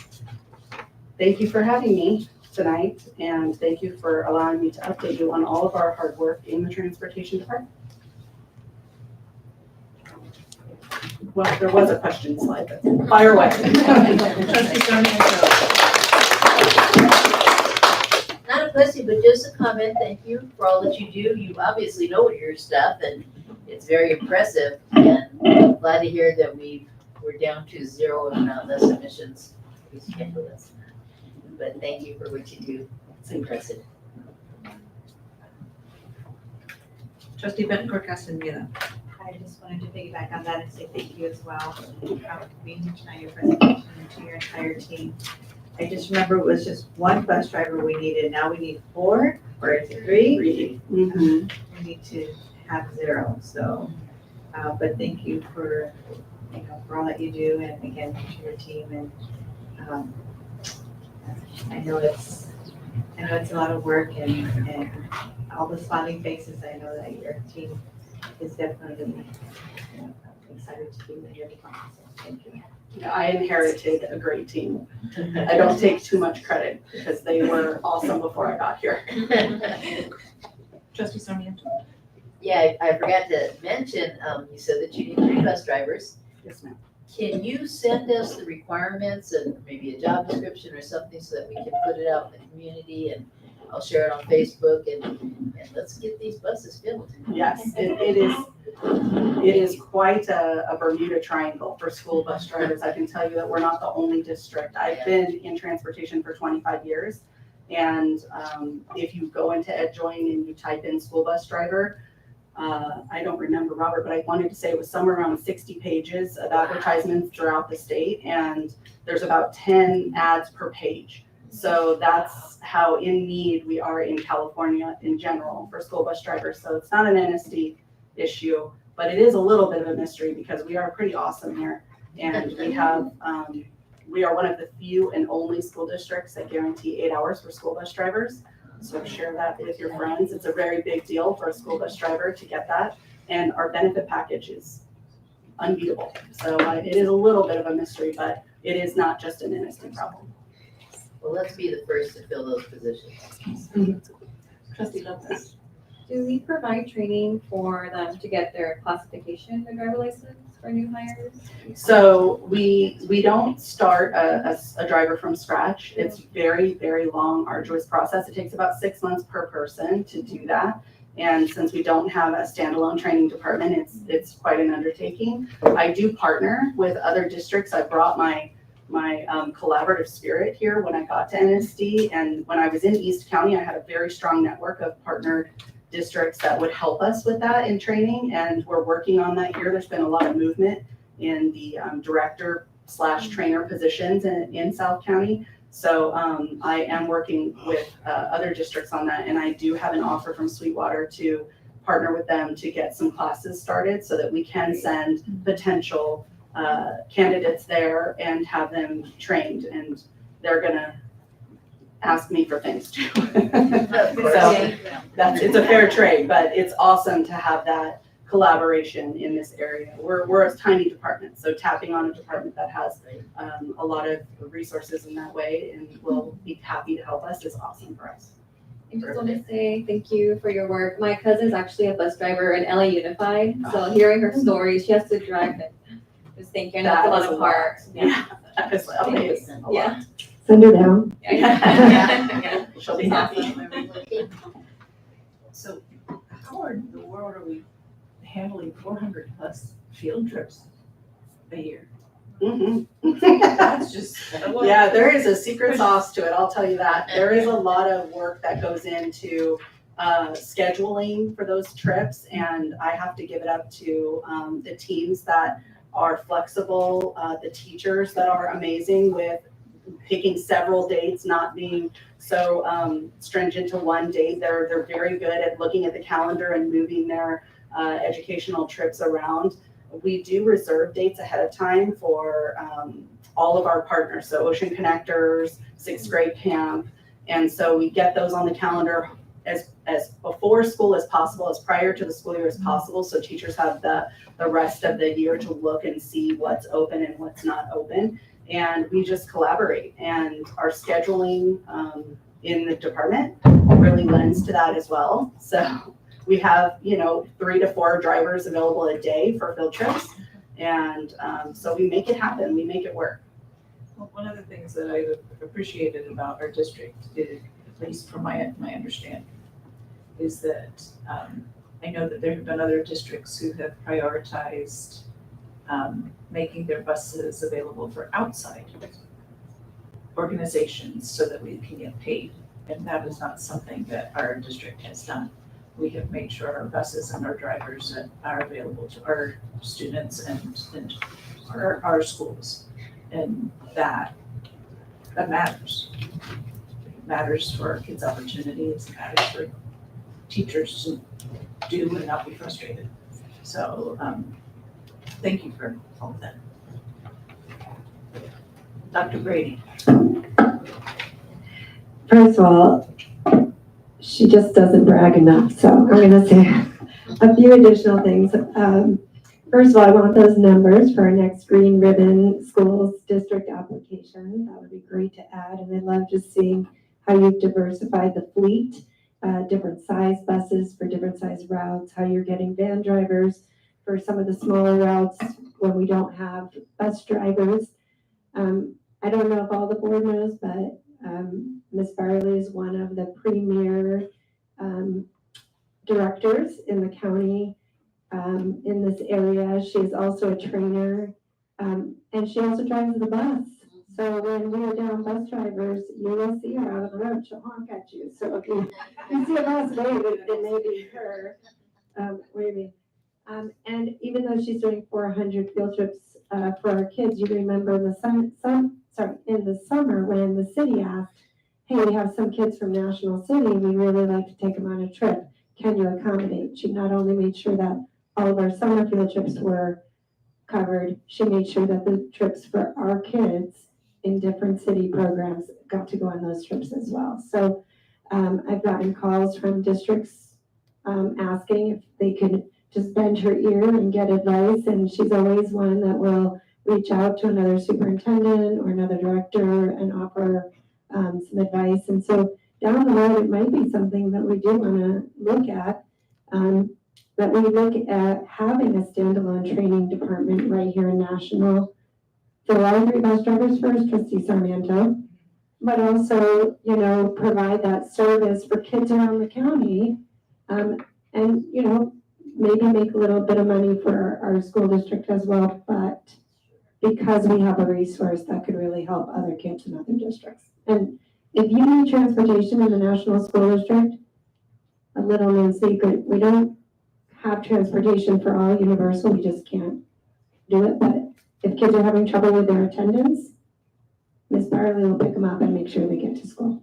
So she does whatever it takes. You saw the relationships matter, and she really is kids first. So thank you for all that you do. Still let them recruit you away from us. That's what I'm saying, like, We appreciate you. I have a deal with my staff that they're gonna make me bilingual by the time I retire. So I can't leave because I wanna be cool like some other people and give a presentation and then also give it in Spanish. So that is my goal. So I can't really go anywhere. I'm pretty locked in. All right, then item 12B, presentation of the GASB number 75 actuarial valuation report for other post-employment benefits. Dr. Cochran. Thank you. I just wanted to say great job to Candy. We appreciated that presentation. And I'd also like to welcome Sandy DeKalb to the podium. So every 2 years, the Governmental Accounting Standards Board, or GASB, requires a full actuarial evaluation of our other post-employment benefits, or what we refer to as OPEB. Nyhart is an employee benefits consulting firm, and Ms. DeKalb is here to give a report on their findings for your approval tonight.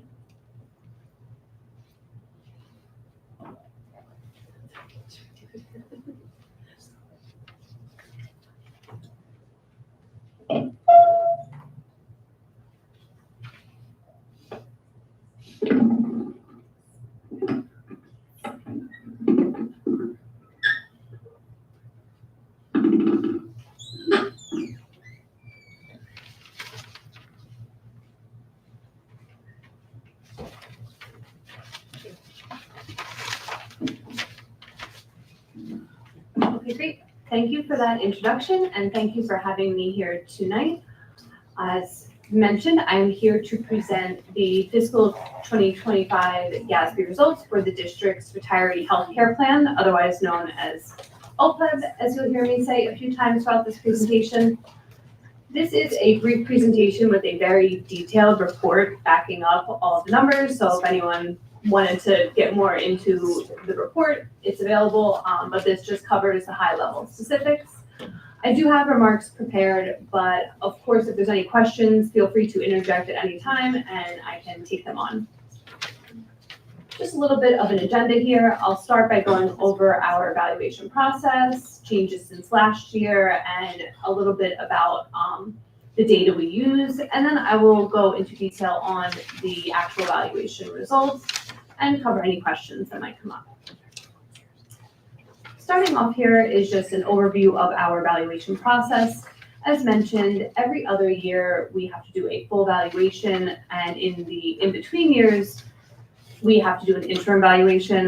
It's on an every other year cycle. Fiscal 2025 was the interim year, so it wasn't that full comprehensive evaluation. This year was the more simplified roll forward evaluation. Either way, in the full evaluation year or the interim, we do kind of follow the same basic process. We start by collecting all of the relevant data needed for evaluation. That would be information on the plan, the benefits offered, the premium rates, and in the full evaluation years, the district's census data.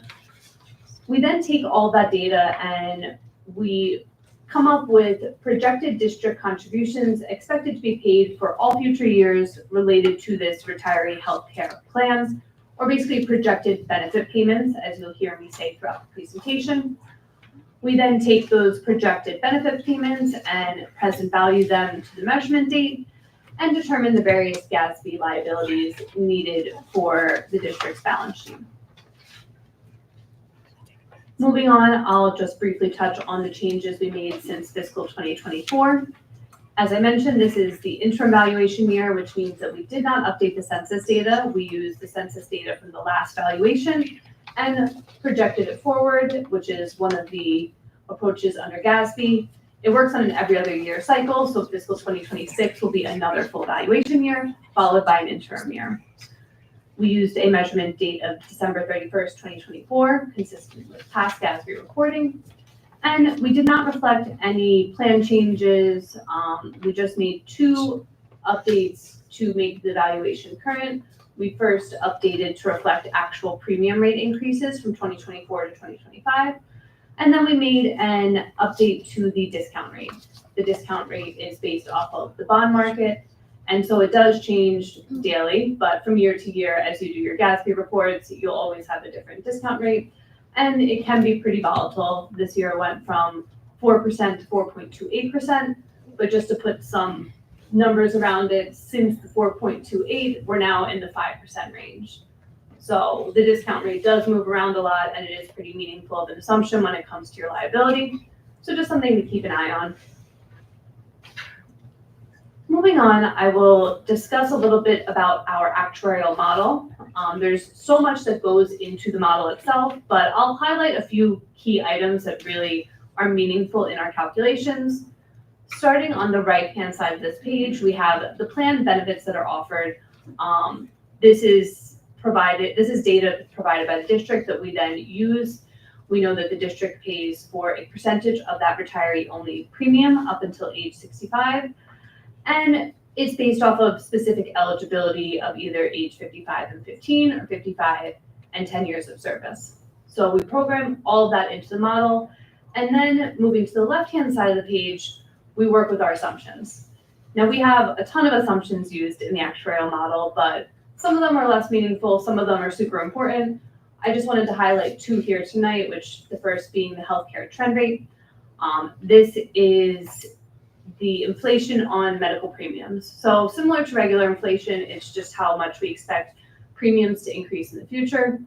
It is different in terms of the calculation as to how we determine that. And we do expect it to start at 7.75% and then trend down over time as advancements are made in the medical field, the increases year over year won't be as drastic. But it is a pretty high number in those early years. The next I touched on a little bit already is that discount rate. The discount rate is very meaningful in determining your liability. It works in opposite of the liability, so the higher the discount rate, the lower the liability. And this year there was an increase, a small increase from 4% to 4.28, which did lead to a slight decrease in liability compared to our expectations. Moving on, we have the premiums for 2024 and 2025. The premiums are the basis of all of our calculations, so they are very important, and how we expect the premiums to increase in the future is also very important. The main story here for the valuation is that premiums came in slightly less than we expected, so it did lead to a slightly lower liability than we expected overall. It's something to keep an eye on. That's where that 7.75% inflation comes into play, and so we do track it very heavily, and we do lots of calculations to determine how much we expect these premiums to be in the future. So now I will be switching gears into the actual 2025 results, unless any questions are on the process or data that was used. So on this slide here, we have the projected pay-go costs. These are the projected benefit payments that I mentioned earlier, and they represent all of the benefit payments we expect the district to pay for their current retirees and also for active employees who will retire in the future. You can see that they start at about 0.7 million, and they trend upwards over time to a high number of 2.2 million way down the road. You can see that they do jump around a lot. This is based off of the district's population and our assumptions, so it's not a straight line. It's really based off of all the data that we have. And if you were to add up all of the projected benefit payments for all the future years, you would get a total number of 56.9 million. This is the starting point for all of our GASB results, which I'll go over here on the next page. So we start with that 56.9 million, and then we use our discount rate to take the present value of those benefit payments to give us 29.9 million. And then from there, we further split that liability up into different components to come up with that total OPEB liability, which is that main GASB number of 15.8 million. This represents the liability associated with accrued service to date. There is liability out there for future service accruals as shown below in this pie chart. And lastly, we just have the balance sheet liability from year to year. As I mentioned, there's a total OPEB liability of 15.8 this year. This compared to last year of 15.4 million. This is slightly less than we expected. We do expect the liability to grow each year, but the 15.8 is slightly less than what we expected just due to that discount rate update, and then also premiums coming in less than expected. You'll see here that there's the planned fiduciary net position or any trust assets are zero. And if there were trust assets, we would be able to use them to offset the 15.8 liability for your financial statements. Just something to note. And that's pretty much all I had. If there's any questions or comments, I'd be happy to go into them on this or really anything actuarial evaluation report related.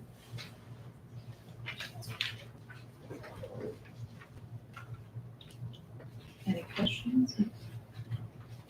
Okay, all right. Thank you very much. Thank you very much. Have a nice night. As a continuation of 12B, do I have a motion to approve the report? Second. Okay. I have a motion to approve the GASB number 75 actuarial valuation report by trustee Bencourt Castaneda, second by trustee Lopez. Please vote. Okay.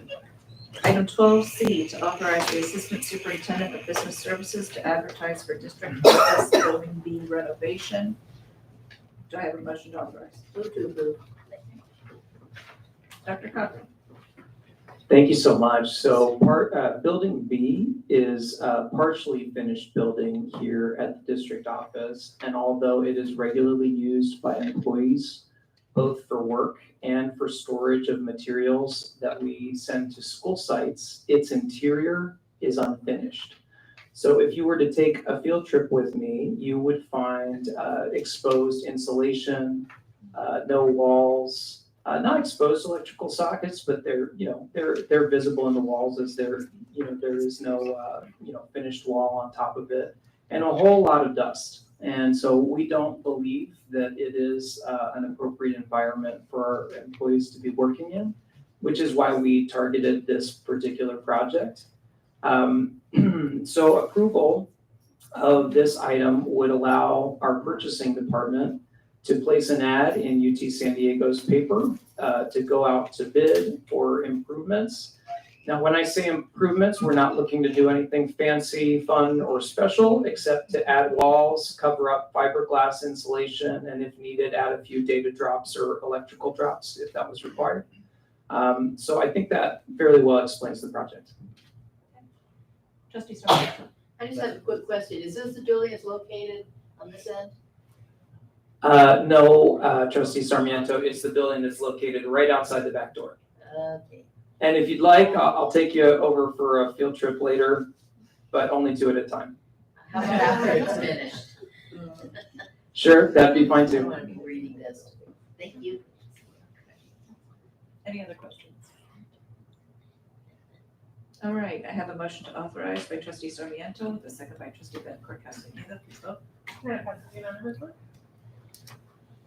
Item 12D, to approve change order for CT 4278 with Red Hawk Fence. Do I have a motion?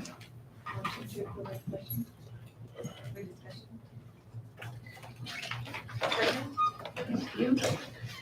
All right, Dr. Cochran.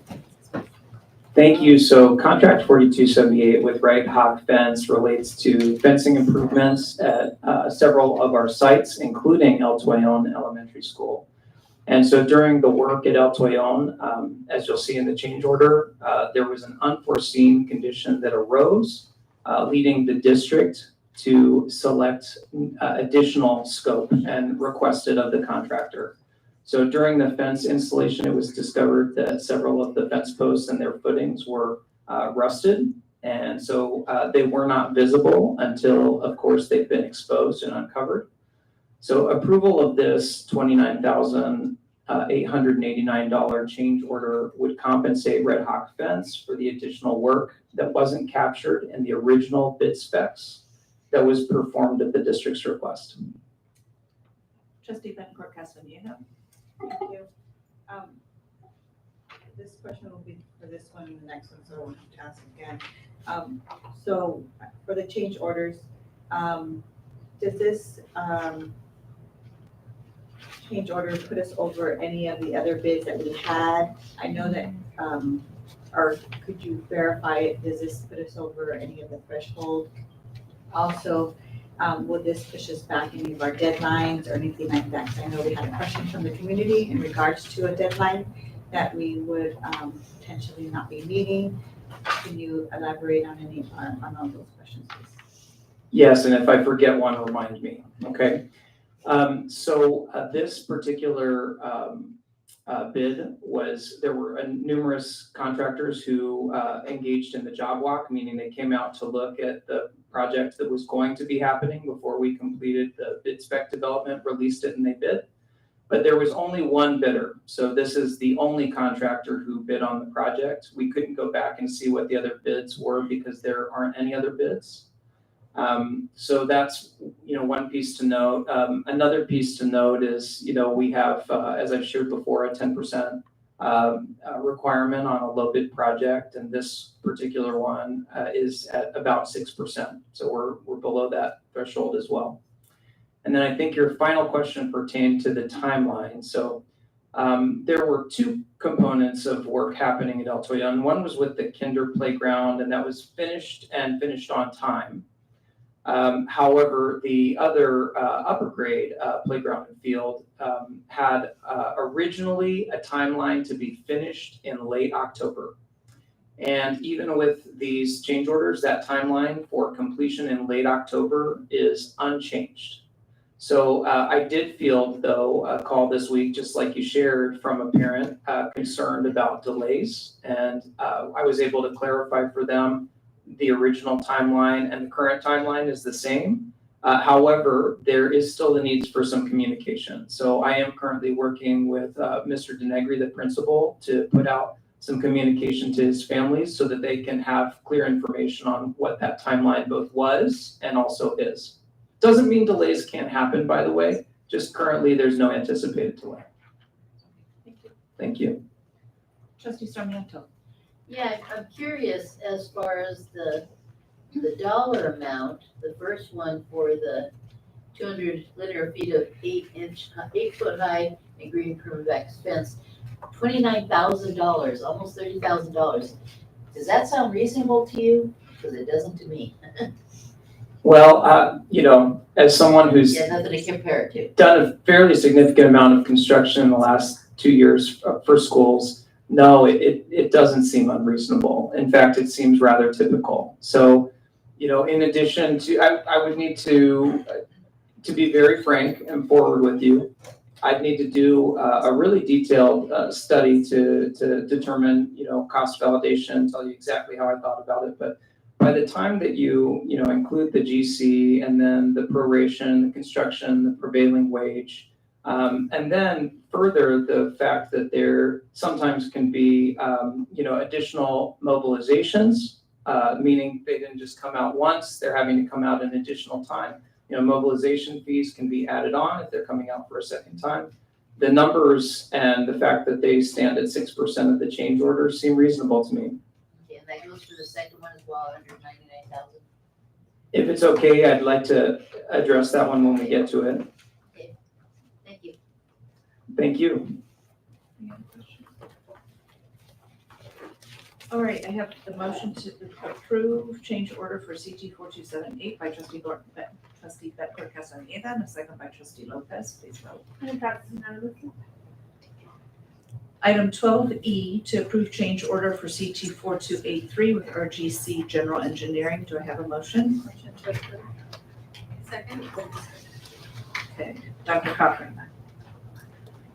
Thanks so much. So contract 4283 with RGC General Engineering is a contract for artificial turf and playground installation at schools.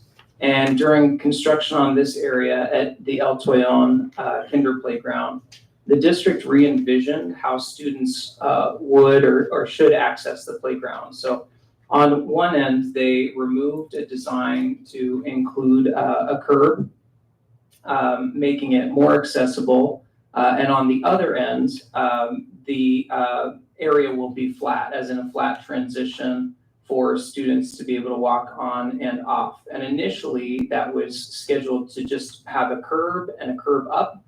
So the additional work that you see here relates to flat work. You'll see things like excavating 24 inches, right? Because in order to make it a flat transition, because of the sloping of the hill, they actually need to dig and haul and remove a significant portion of the land.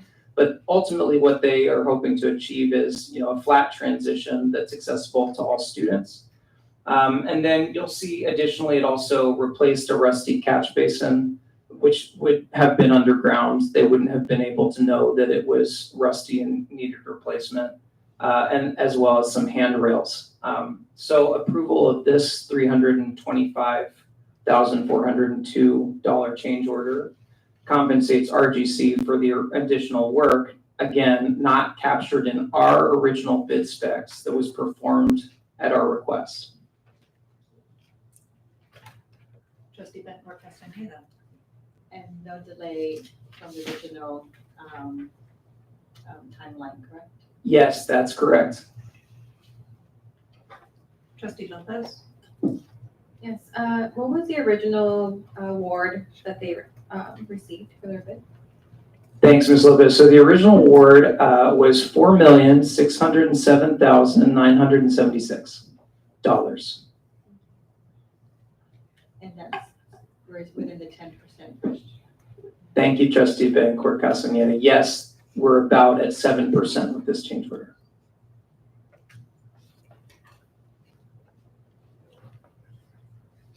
Okay, any further questions? All right. I have a motion to approve change order for Excuse me, Trustee Go Gates. for it. Dr. Brady mentioned to me that it might be helpful to mention, this was another example where we had only one bidder bidding on this project. All right. I have a motion to approve change order for CT 4283 by trustee Bettencourt Castaneda and a second by trustee Lopez. Please vote.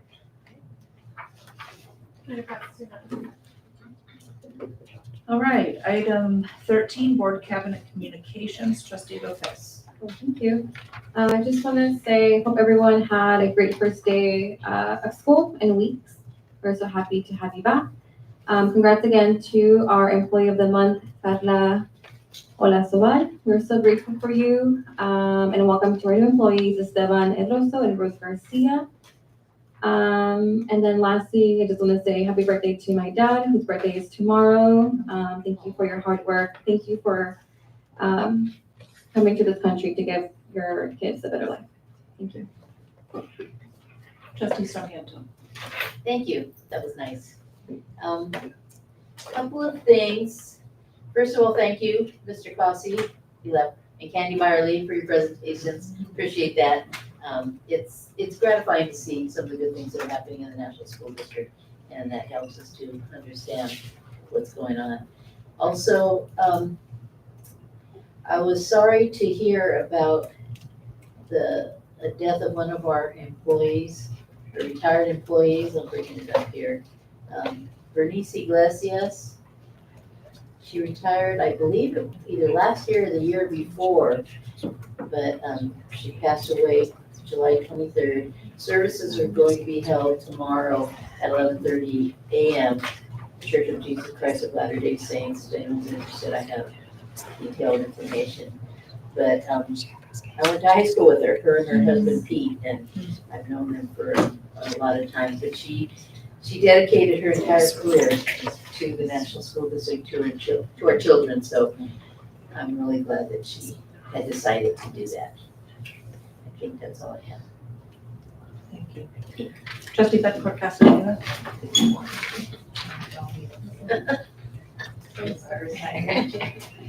Thank you. I wanted to welcome everybody back to a new school year. I want to congratulate Carla. Like was mentioned, she always has a smile on her face and always a hard worker. Wanted to thank Lincoln Acres for their welcoming PTA meeting. It was a very well-attended meeting. It was standing room only. A lot of information. I got to hold somebody's baby. I don't know whose baby it was. Daisy's, okay. Brian's, it was Brian's baby. Oh, it's your baby. Sorry, I said Daisy. Brian. Well, thank you for allowing me, even though you didn't have, I didn't have permission. Thank you. Want to thank Mr. Pazzi and Ms. Byerly for your presentation here tonight. A lot of valuable information, and thank you for your dedication to the NSD family. And let's see, thank you, Dr. Brady, for the visits for this and this week, last week, and the previous week to Palmer Way and Olivewood, and Dr. Segura and Spalker for their hospitality at the visits, and everybody who allowed us to hop in their classrooms. Let's see.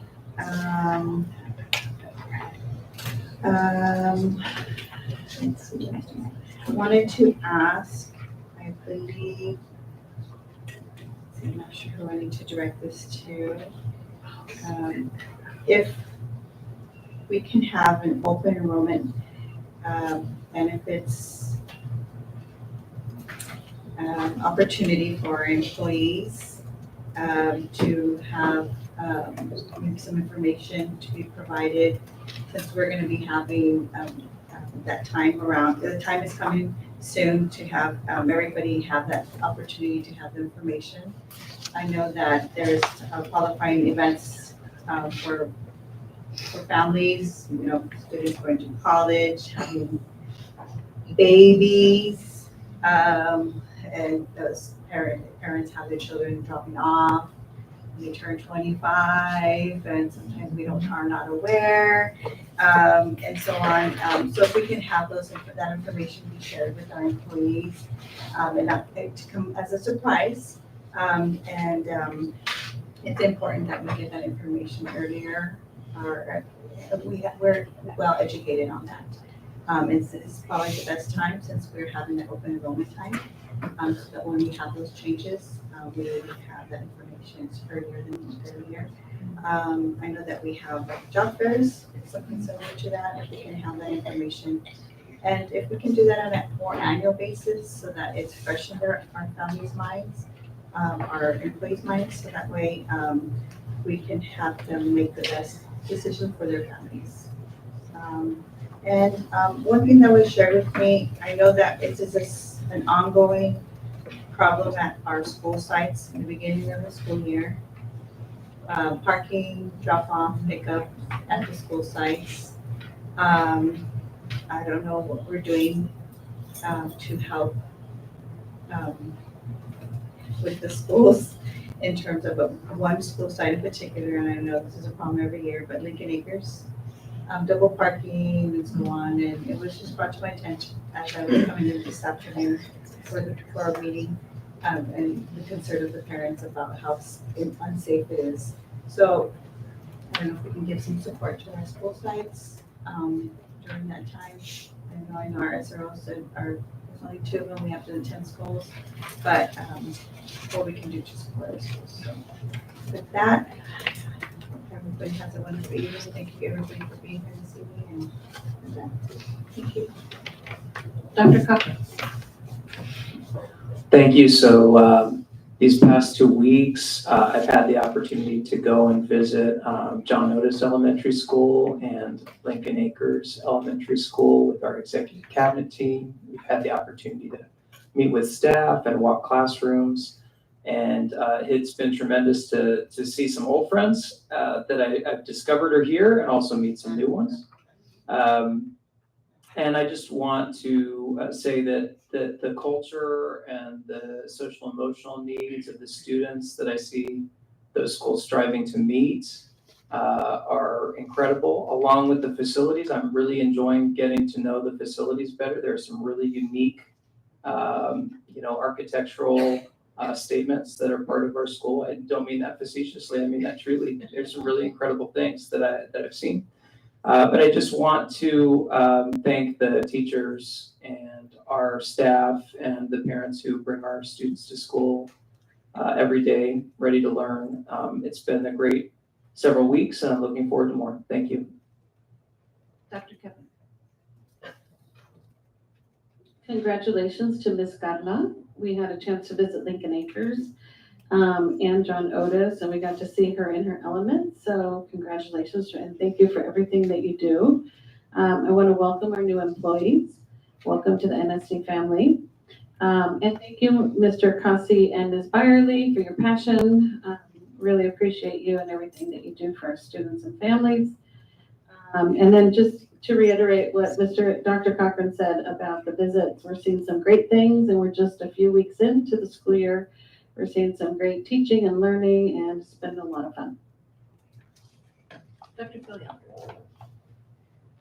Yes, well, I think I want to just reiterate what my colleagues have said, but just really appreciative of all the efforts of our staff, certificated and classified staff.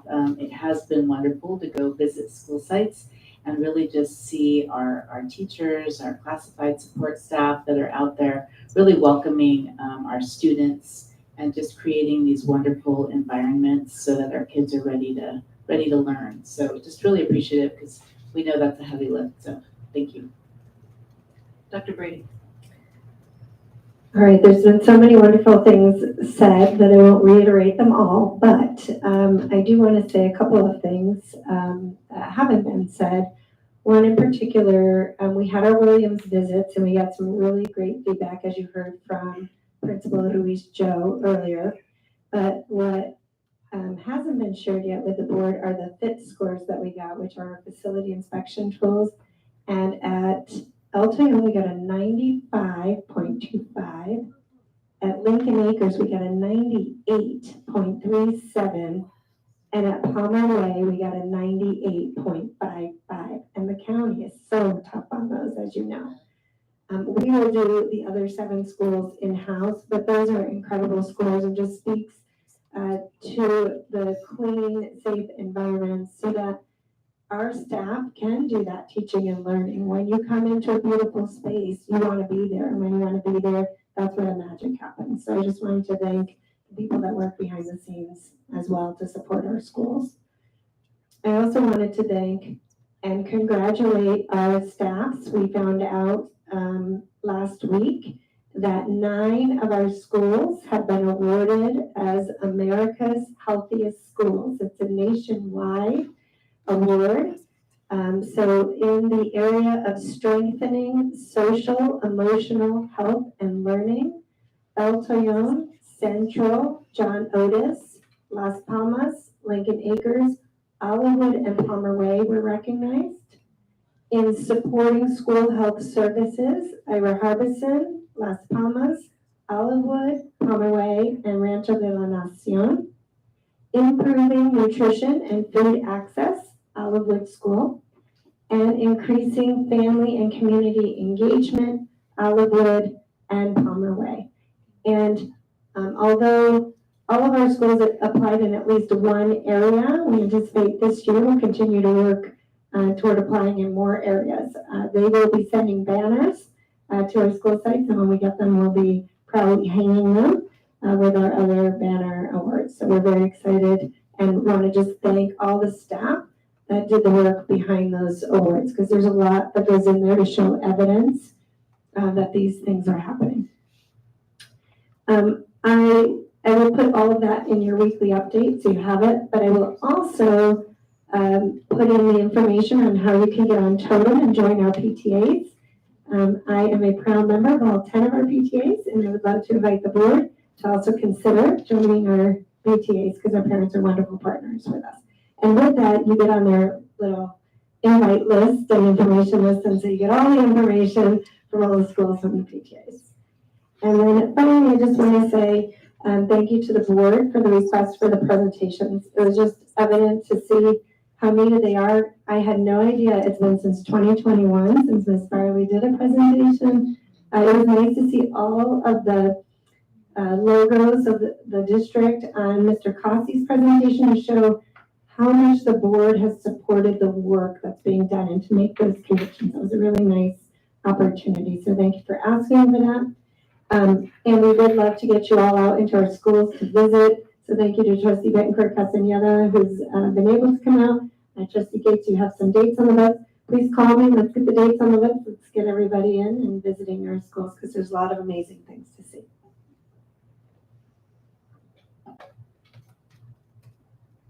Okay. We have to check with these people. We do. We have to check. All right. Well, thank you to everyone who came tonight. Thank you to those who came and had to leave. Thank you to those who stayed.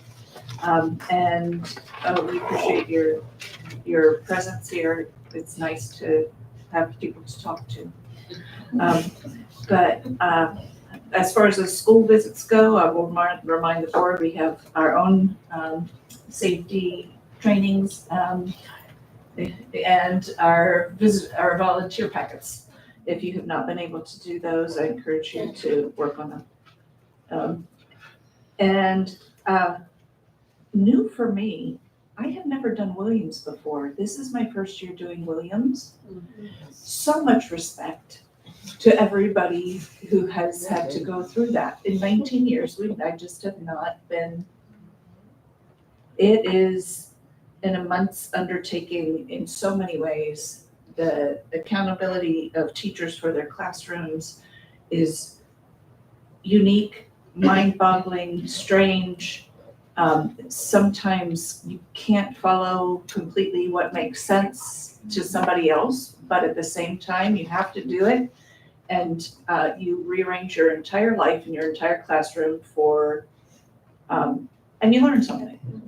But as I said, a lot of respect.